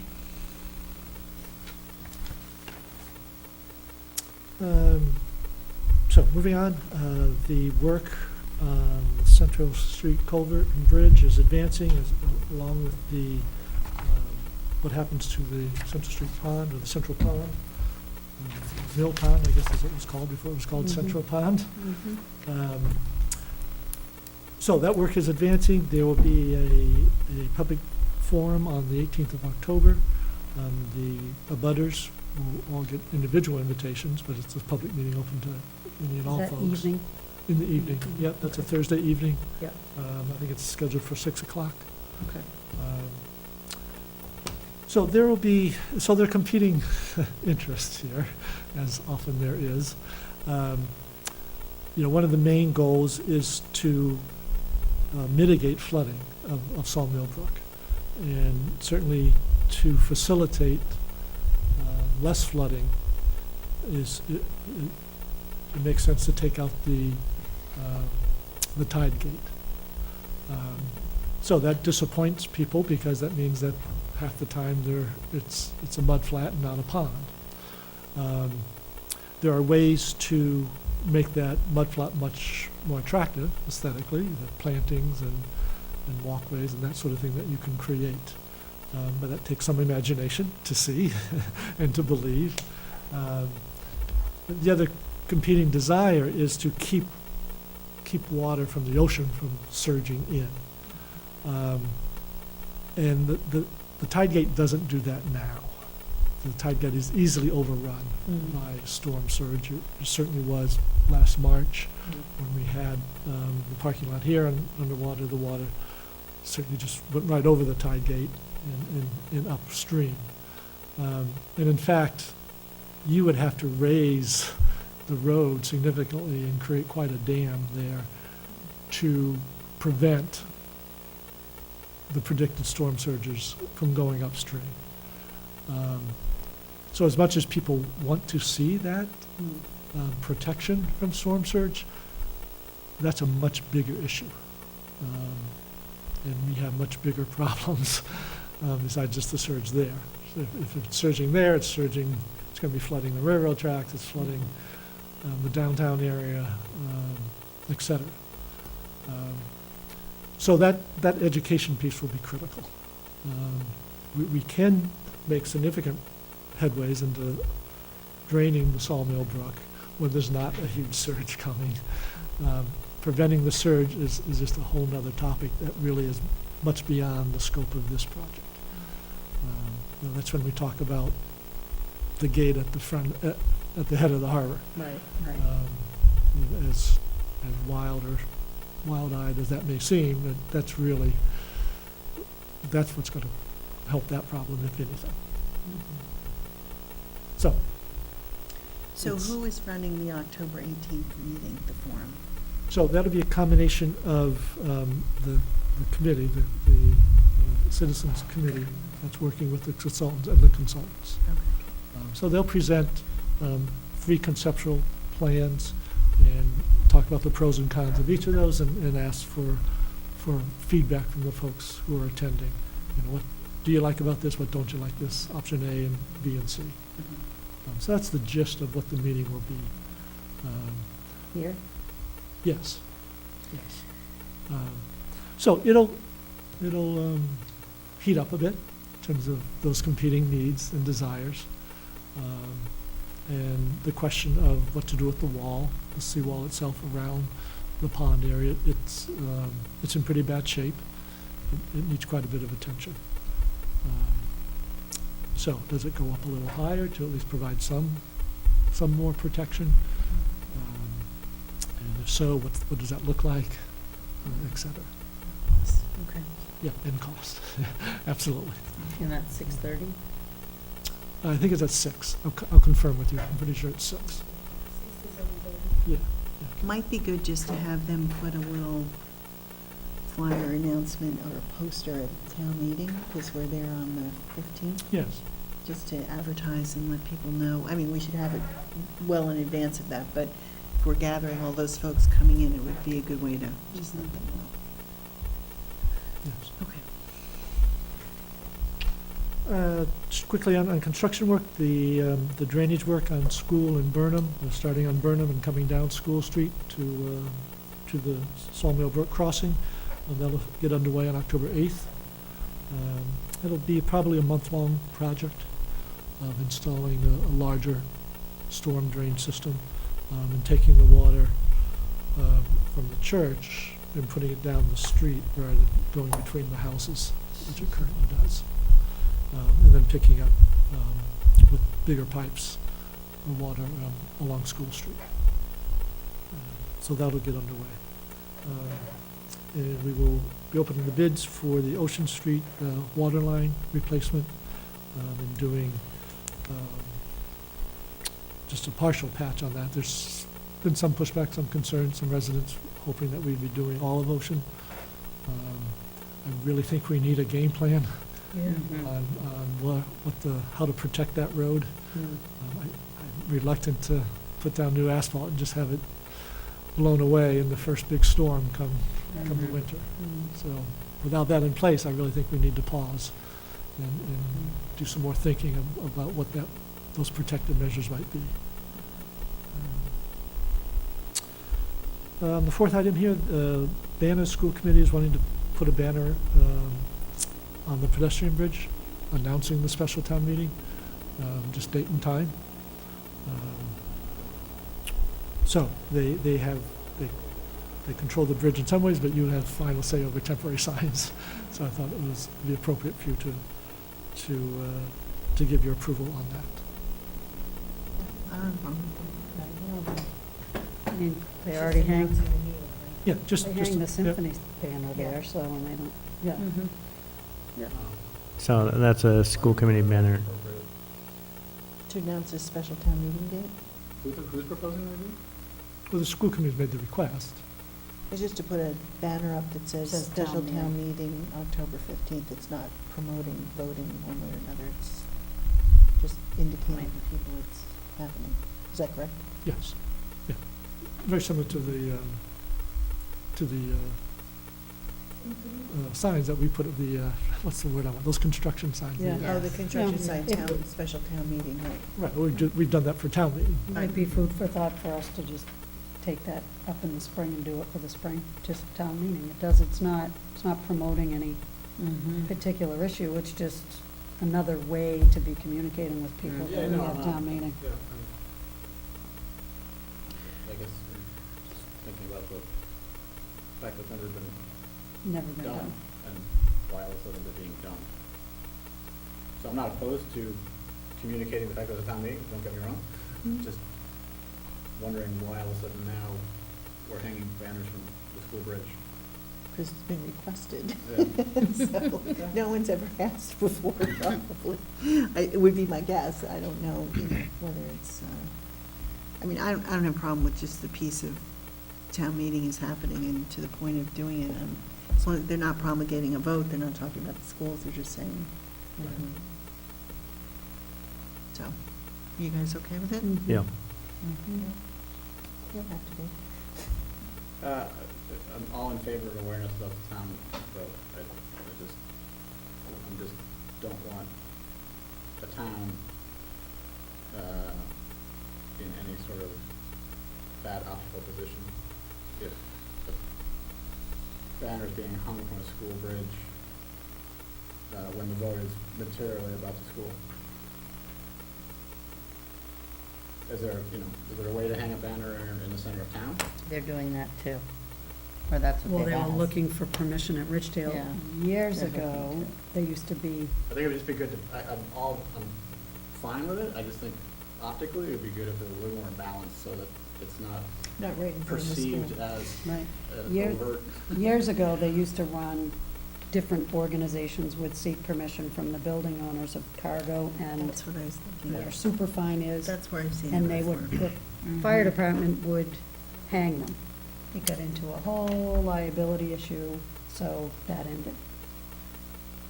So they did there used to be banners hanging all different times of Hanging the from year the with fire all station? different causes. And town No. hall, in addition to the bridge, so that it's just a little more seen as town.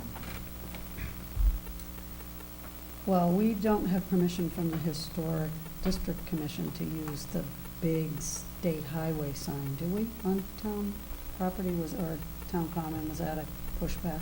There's pushback. Right. Put it over closer to the chapel, or church road there. Because that's kind of what you're referring to, right? Put something there that says town meeting. I'm just Which we saying, used to but do. if we're gonna announce town meeting, which I'm completely in support of, do it in a way where optically it's viewed as being consistent around town, not just In front hanging of from the school bridge, Correct. so that it is indirectly Yeah, no, a it's- campaign for people that are coming to and from the school. Right. I don't want it perceived as such, not that I think it's intended as such, but the optics of town need to be preserved overall. Right. So I think we need to communicate it and do it in a manner that's consistent with potentially all the paths of residents on a daily basis, not just the ones that drive up and down. So if there's a Something sign, Street. if there's a sign somewhere along that busy fence on the Richdale corner, does that help? Because I think they alluded to that in Yeah. the notes, Yep. that there's gonna be one I down think there we too. can hang something on the fire station, can't we? Yeah, I don't know. Well, I mean, both the FinCom and Board of Selectmen are in support of it. Yeah. So why is it, I Well, don't you- think we're trying to influence a resident vote. no, we're not, Yeah. but I I don't guess. want us to be perceived as communicating the Mhm. election Mm-hmm. from the school bridge I think if you on a put, street where predominantly on a daily basis is people going to and from the school. So if we're getting out the vote, Yeah, yeah. are we getting out the vote with people who are right in front of the school? Or are we Right. getting out the vote with people that who don't go to the school. and do Yeah. it, So that Yeah. at least we're viewed as doing it evenly. Equity. That's my only point. Put them, I voted to support the school. I think we should put a banner on the bridge. Right, I right, think to right. preserve independence yeah. and let people decide for themselves, I think we should put banners elsewhere in town. Yeah. Because Mhm. we should let all residents know what to vote. And then we won't be accused. Can one be hung from the town hall? Right up front town hall? I mean, that's downtown, pretty visible. Do they let us, I go back to historical, don't they have issues about banners and signs and, I mean, not that we can't, so temporary signs are okay. so that we could put a banner up in the top of town hall then. You can. For a public event, that won't be up for more than 2 weeks. That's So fine. I think the direction I would give is that if we're going to approve it from the school bridge, that we find other places in town to put it so that it's open for everyone to see. Is that correct? Yeah, just so Yeah. that we're viewed as Okay. As being fair and equitable. dispersing the message Mhm. across all of town. Right. Okay, so you guys can figure out where. Okay.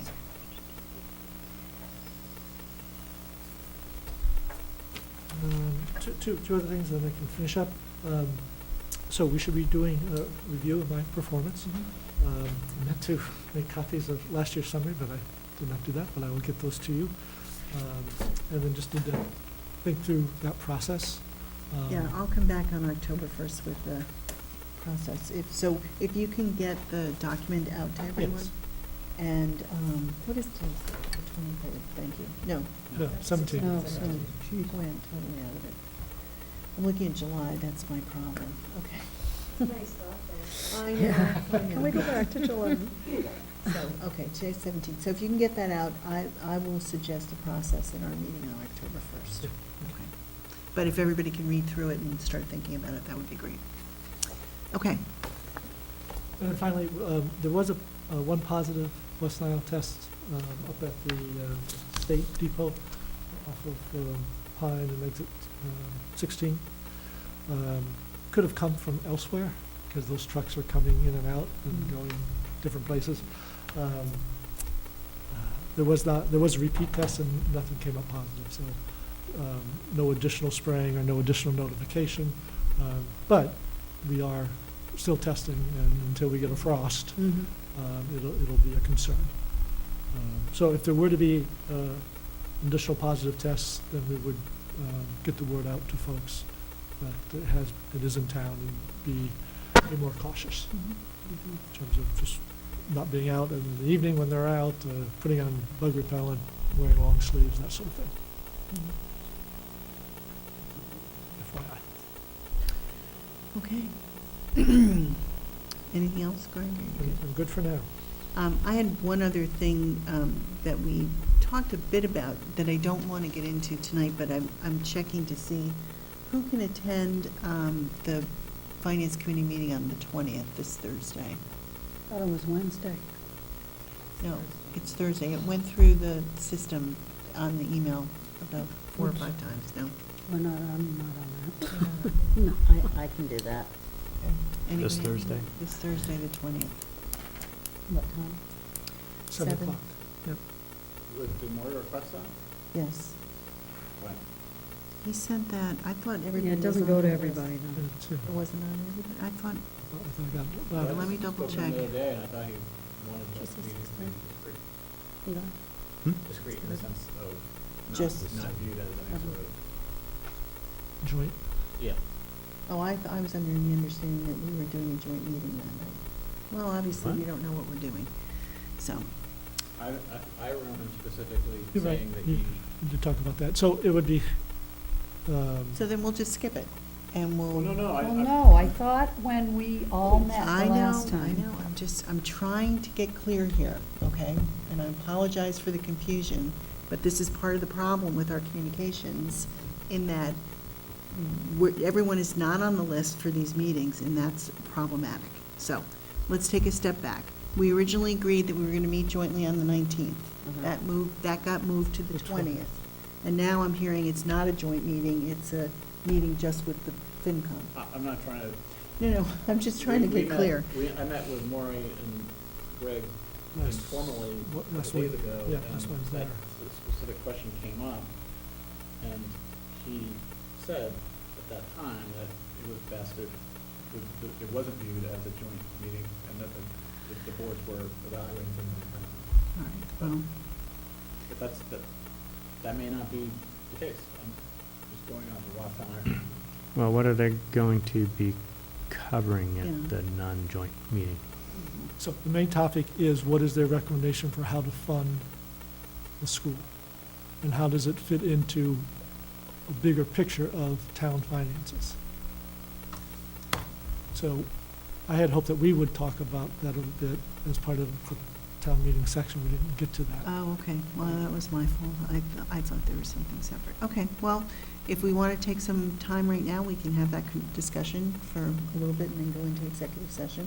If we're not, I totally misunderstood. And granted, I've been offline since last Thursday, away. I got back today, so I may have missed something too. But let's just make it a standard rule that anytime meetings are scheduled where we've talked about joint meetings, that everybody's involved on the email and that we know what's going on with it, and that we're clear if something changes, because obviously we're not. So I think it would be helpful to maybe share some of the ideas that you guys have talked about, because if they're going to be addressing these at their meeting, it would be good for us to understand that.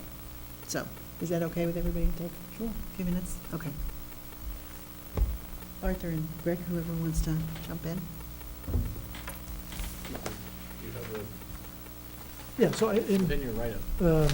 in my memo to you, I outlined sort of 4 key elements for what would be part of a bigger set of financial policies, but when you boil them all down, these are 4 of the more critical ones. So those 4 key points, that we operate our budgets, our operating budgets, within the confines of Prop 2.5, meaning that we live within no larger than a 2.5% increase, plus whatever new growth provides. This is on operating budget. This is on operating budgets. So basically, no overrides for operating is the goal. So just as background, because there have been a few individual discussions, but I think as a board, this is an example of with this board and also the FinCom and as a result, essentially a town position short of a town vote, but in terms of board positions, there's a formal adoption of a policy, not just as a informal guidance that we use, but actually as a stated policy. And so this would be example 1, and then there's the other 3 that he's about to go to. And I think collectively, it's intended to basically serve as a referenceable position by any of the residents, but also as it relates to the expectations set with the departmental level, or in this case, the school district. So that there's no confusion and uncertainty about our expectation or position as it relates to what the town is aiming to do. Is that correct? Yep, yes, absolutely.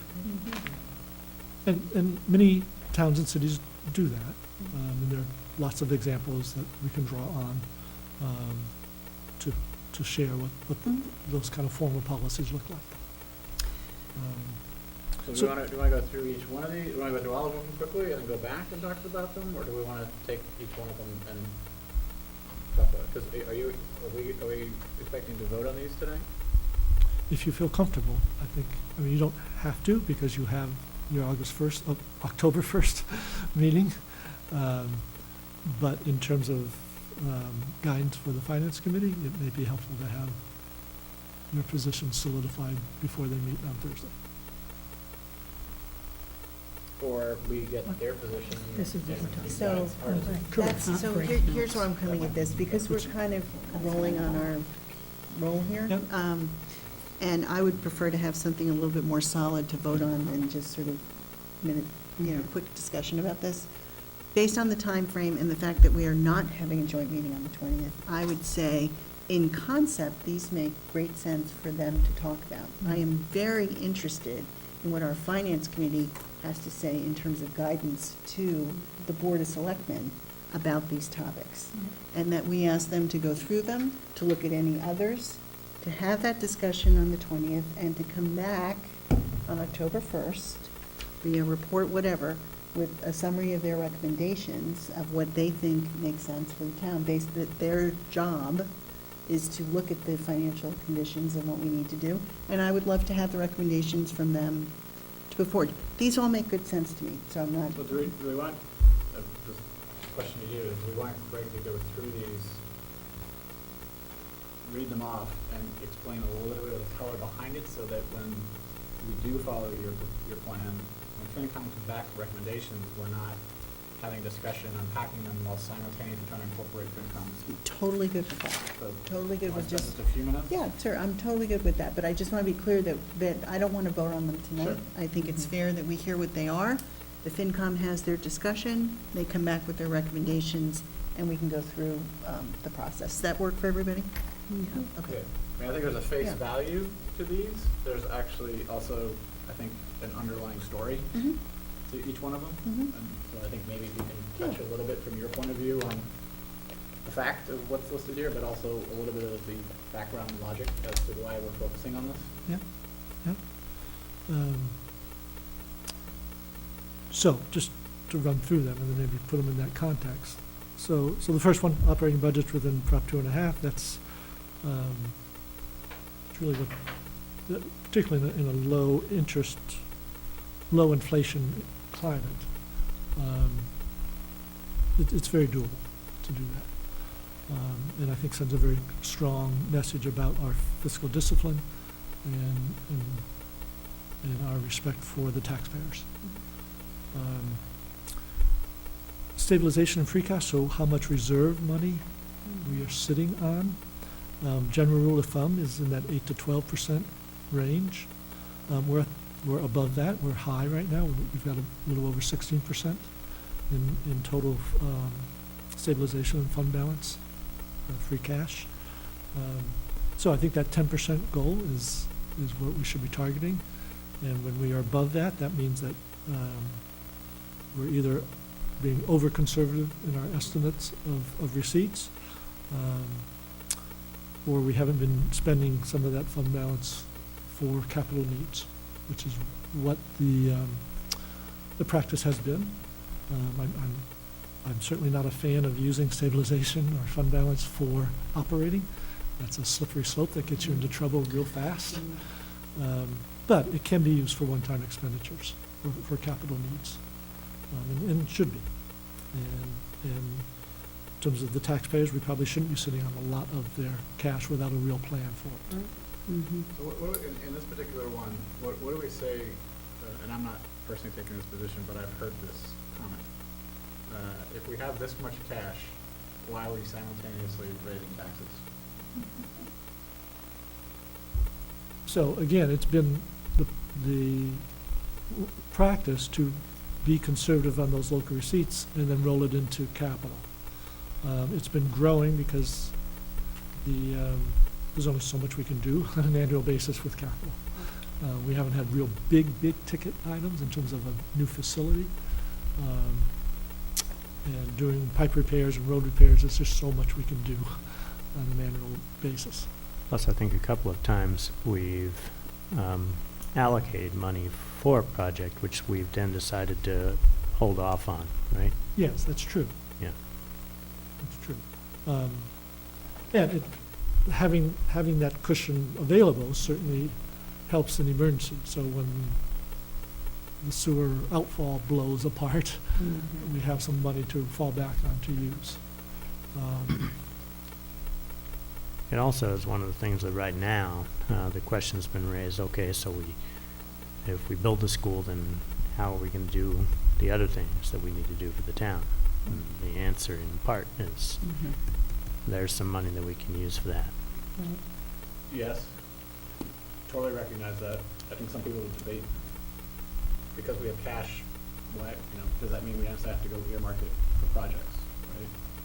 But Well- I'm not gonna go down that rabbit hole, but I think that rabbit hole exists in many people's minds, and I think we need to be prepared to answer that. Yeah, and the other thing that, The point, I think, is between 1 and 2, and because the school vote isn't on top of us, I think there is a concern among some about whether or not that goal of number 1 will be met, particularly relative to the school budget. And if it's not, is there an expectation that number 2 is a source to offset any excess of budget? So these are not arbitrary. Right, Yeah. and again, I will, I will shout pretty loudly about not using fund balance money to do operating. yeah, That is a death nail. And it's very tempting. You lower the tax rate and you use that money for operating, but it gets you into trouble. Time and time again, so many case studies out there. That was the root of the problem. we did that prior to the override in 2012, right? We ran the town on reserves for 3 years. The Finance Committee kept warning, so we're gonna have to do an override. And then the last year came up and said, nope, time's up, we gotta do the override. I'll be very interested to see what the Finance Committee thinks about this. I get the point, and I think it Yeah. needs to be very clearly thought through in terms of what we're setting the policy. And again, I want to understand when we say policy, to me, that's the guidepost and what we need to do. Obviously, if there's something that comes up, you have to have the flexibility within your budgeting process year over year to address it, but you also need to have the standards at which you're looking at things. So I just want to be clear what this is. It's not saying we'll never do anything, but guidelines say our policy is to be within 2.5, to put 10% here, and then if things do come up, we've got to be responsible back to justify in a rational way why we're doing something different if we have to. Is that correct? Yeah, and if we do it, that we're very open. Yeah. And we're kind of forewarning that we will be violating principles that we set ourselves. Mm-hmm. In addition to the immediacy of the problem, if we end up doing that, we're violating something that we ourselves said that we were going to uphold. Mm-hmm. And that's true for all departments. Yes, yes. So, okay. So third major point is taking a look at our total debt and how much of debt service we're excluding from the confines of 2.5. Mm-hmm. And so this is saying that total debt and capital exclusion should not exceed 12% of total expenditures, which is higher than where we currently are. So right now, we're just under 9, we're about 8.5%. So why would this be 10? Why is it 12? So general practices, again, is 8 to 12, sort of the range that bond markets tend to look at. Some go up to 15, some don't go higher than 10, so I sort of struck the middle We're ground. currently at 8.5, why are we jumping to 12? I don't have the answer, I'm just asking, like, why 12? So again, the Y12, I sort of picked the middle road. Yeah. It's not the low end that some communities do, and it's not the high end that some Do we know what communities do. that looks like in dollar amounts, so that it's not just percentage? Well, so it'll obviously change as, the dollar amount will change as total expenditures change, but, Yeah, but I mean, how much? yeah, so 10%, Accepting recent course and speed, right, so 10% is there's a big around, difference between 10 and 12% when you actually get into absolute dollars. yeah, so we're at 30, we're just under 34 million total expenditures. Yeah. So 10% would be 3.4. And we're at 1.9 plus 1.4, so we're at 3.3. So it's, That includes, yeah, that 8.5% is just debt, I'm sorry. 8.5 is just debt, it doesn't include the capital exclusions. not saying you should change it, I'm just saying let's just be facile in Yep. the way that we explain why we're, that actually, according to your, if I accept your math, that's like a between 10 and 12 is nearly $1 million. Not quite. Rounding up, rounding up. Yeah. Well, I think that's a good point to just figure out at the meeting. So, okay. To me, a critical piece is at least on the town side, I can commit, and I'm comfortable committing to not going above that 1.9 million value for excluded, either capital or debt exclusions. So again, that fits into as debt is decreased, we expand capital exclusions, but we keep to that cap. We don't go higher. And that's a significant change over the last 15, 20 years. That amount had been growing. And so to commit to not growing that is I think, an important change. And by doing an overall cap,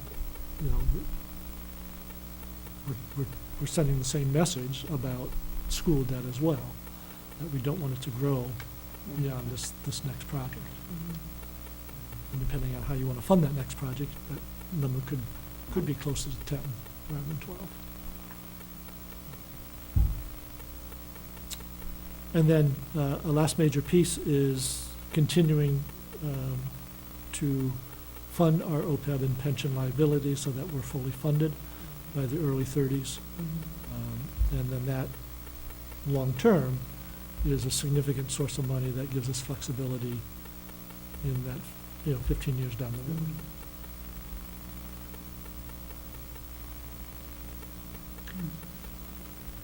So again, there are other elements, but These if are you the boil sort of it the down, top these are four. sort of the nub of a lot of policies. Any other comments, questions, thoughts at this point?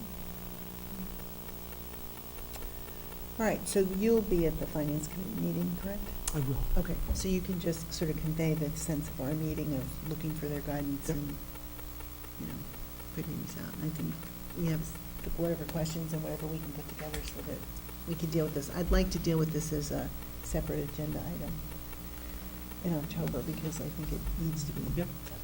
Okay. Any other thoughts? Yeah, I think the biggest danger, number one, across all departments, and school being the biggest, given that 50% of the town budget, more than 50% of the town budget is healthcare. And so one of the things, I think healthcare has been looked at by a lot of people in this town that, I guess the question is, I don't have the answer, I'm curious. To what degree do we have the ability with some of our union contracts and just in general to look at healthcare town-wide in terms of employees, whether they're district or town specific? Is there anything we can do? Because I have to imagine that in all cases of all town budgets, that number one is the biggest driver of violating number one is going to be healthcare. So I'd love, maybe there's nothing that can be done, but is there a way to, and I'm sure you've thought a lot about it, so I'm not suggesting we haven't done our homework, but is there a way to at least take another round, another approach of looking at it across, rather than specific each department, is there any way to look at it as an alternative way of providing these types of this specific Right. benefit, so that we're negotiating, not in siloed fashion, which I think is part of what's, in fairness to places like the district, I'm very empathetic. It's a very difficult animal to wrestle to the ground, but part of me is not crazily confident about where that's gonna end up. Well, we had put, if I'm not mistaken, at the end, when we approved our last round of union contracts, we talked about pulling that health advisory board together, Right. which is getting the key players from each of the contract areas to come in and look at healthcare as exactly what you're talking about. So I don't know if that's happened yet or not. I know that's something that It's the ongoing, school but yes. is ongoing. So I think probably getting some kind of a report up on that in terms of where we're headed. And we're going to be going back in to negotiations, I would think, in the next year or so, right? So there's an A year from now. opportunity, a year from now. So we should start working that healthcare board issue early, because that's what happened, what the schools did when they did their OPEB piece to fund it. They worked through their health advisory group, Yep.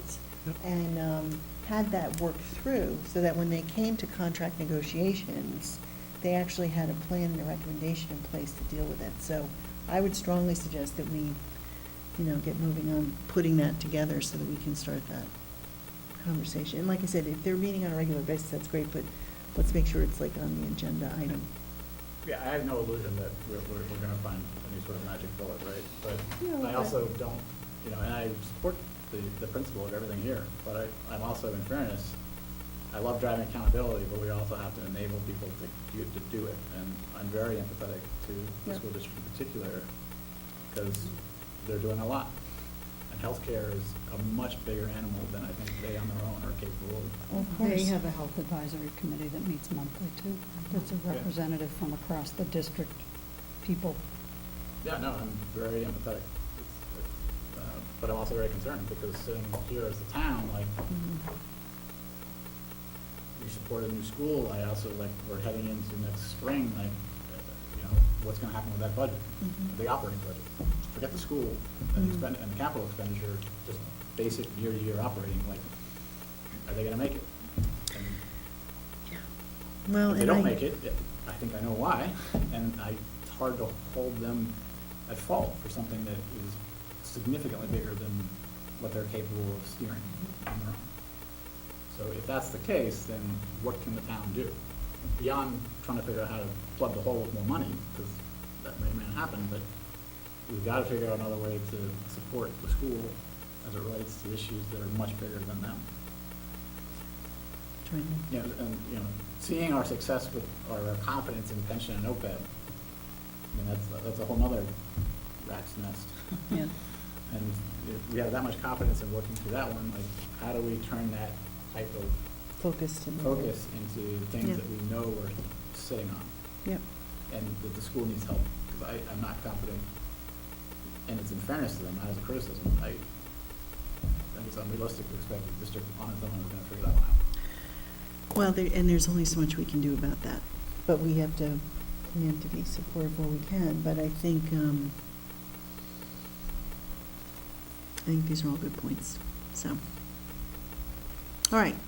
I think, does that give you enough guidance, Greg, for you to go forward to the Finance Committee? I apologize for the confusion. I take responsibility for that, so. No, it wasn't. Well, no, I mean, I feel badly that I didn't understand where the meetings were going. So anyway, we will do better next time. We're all good.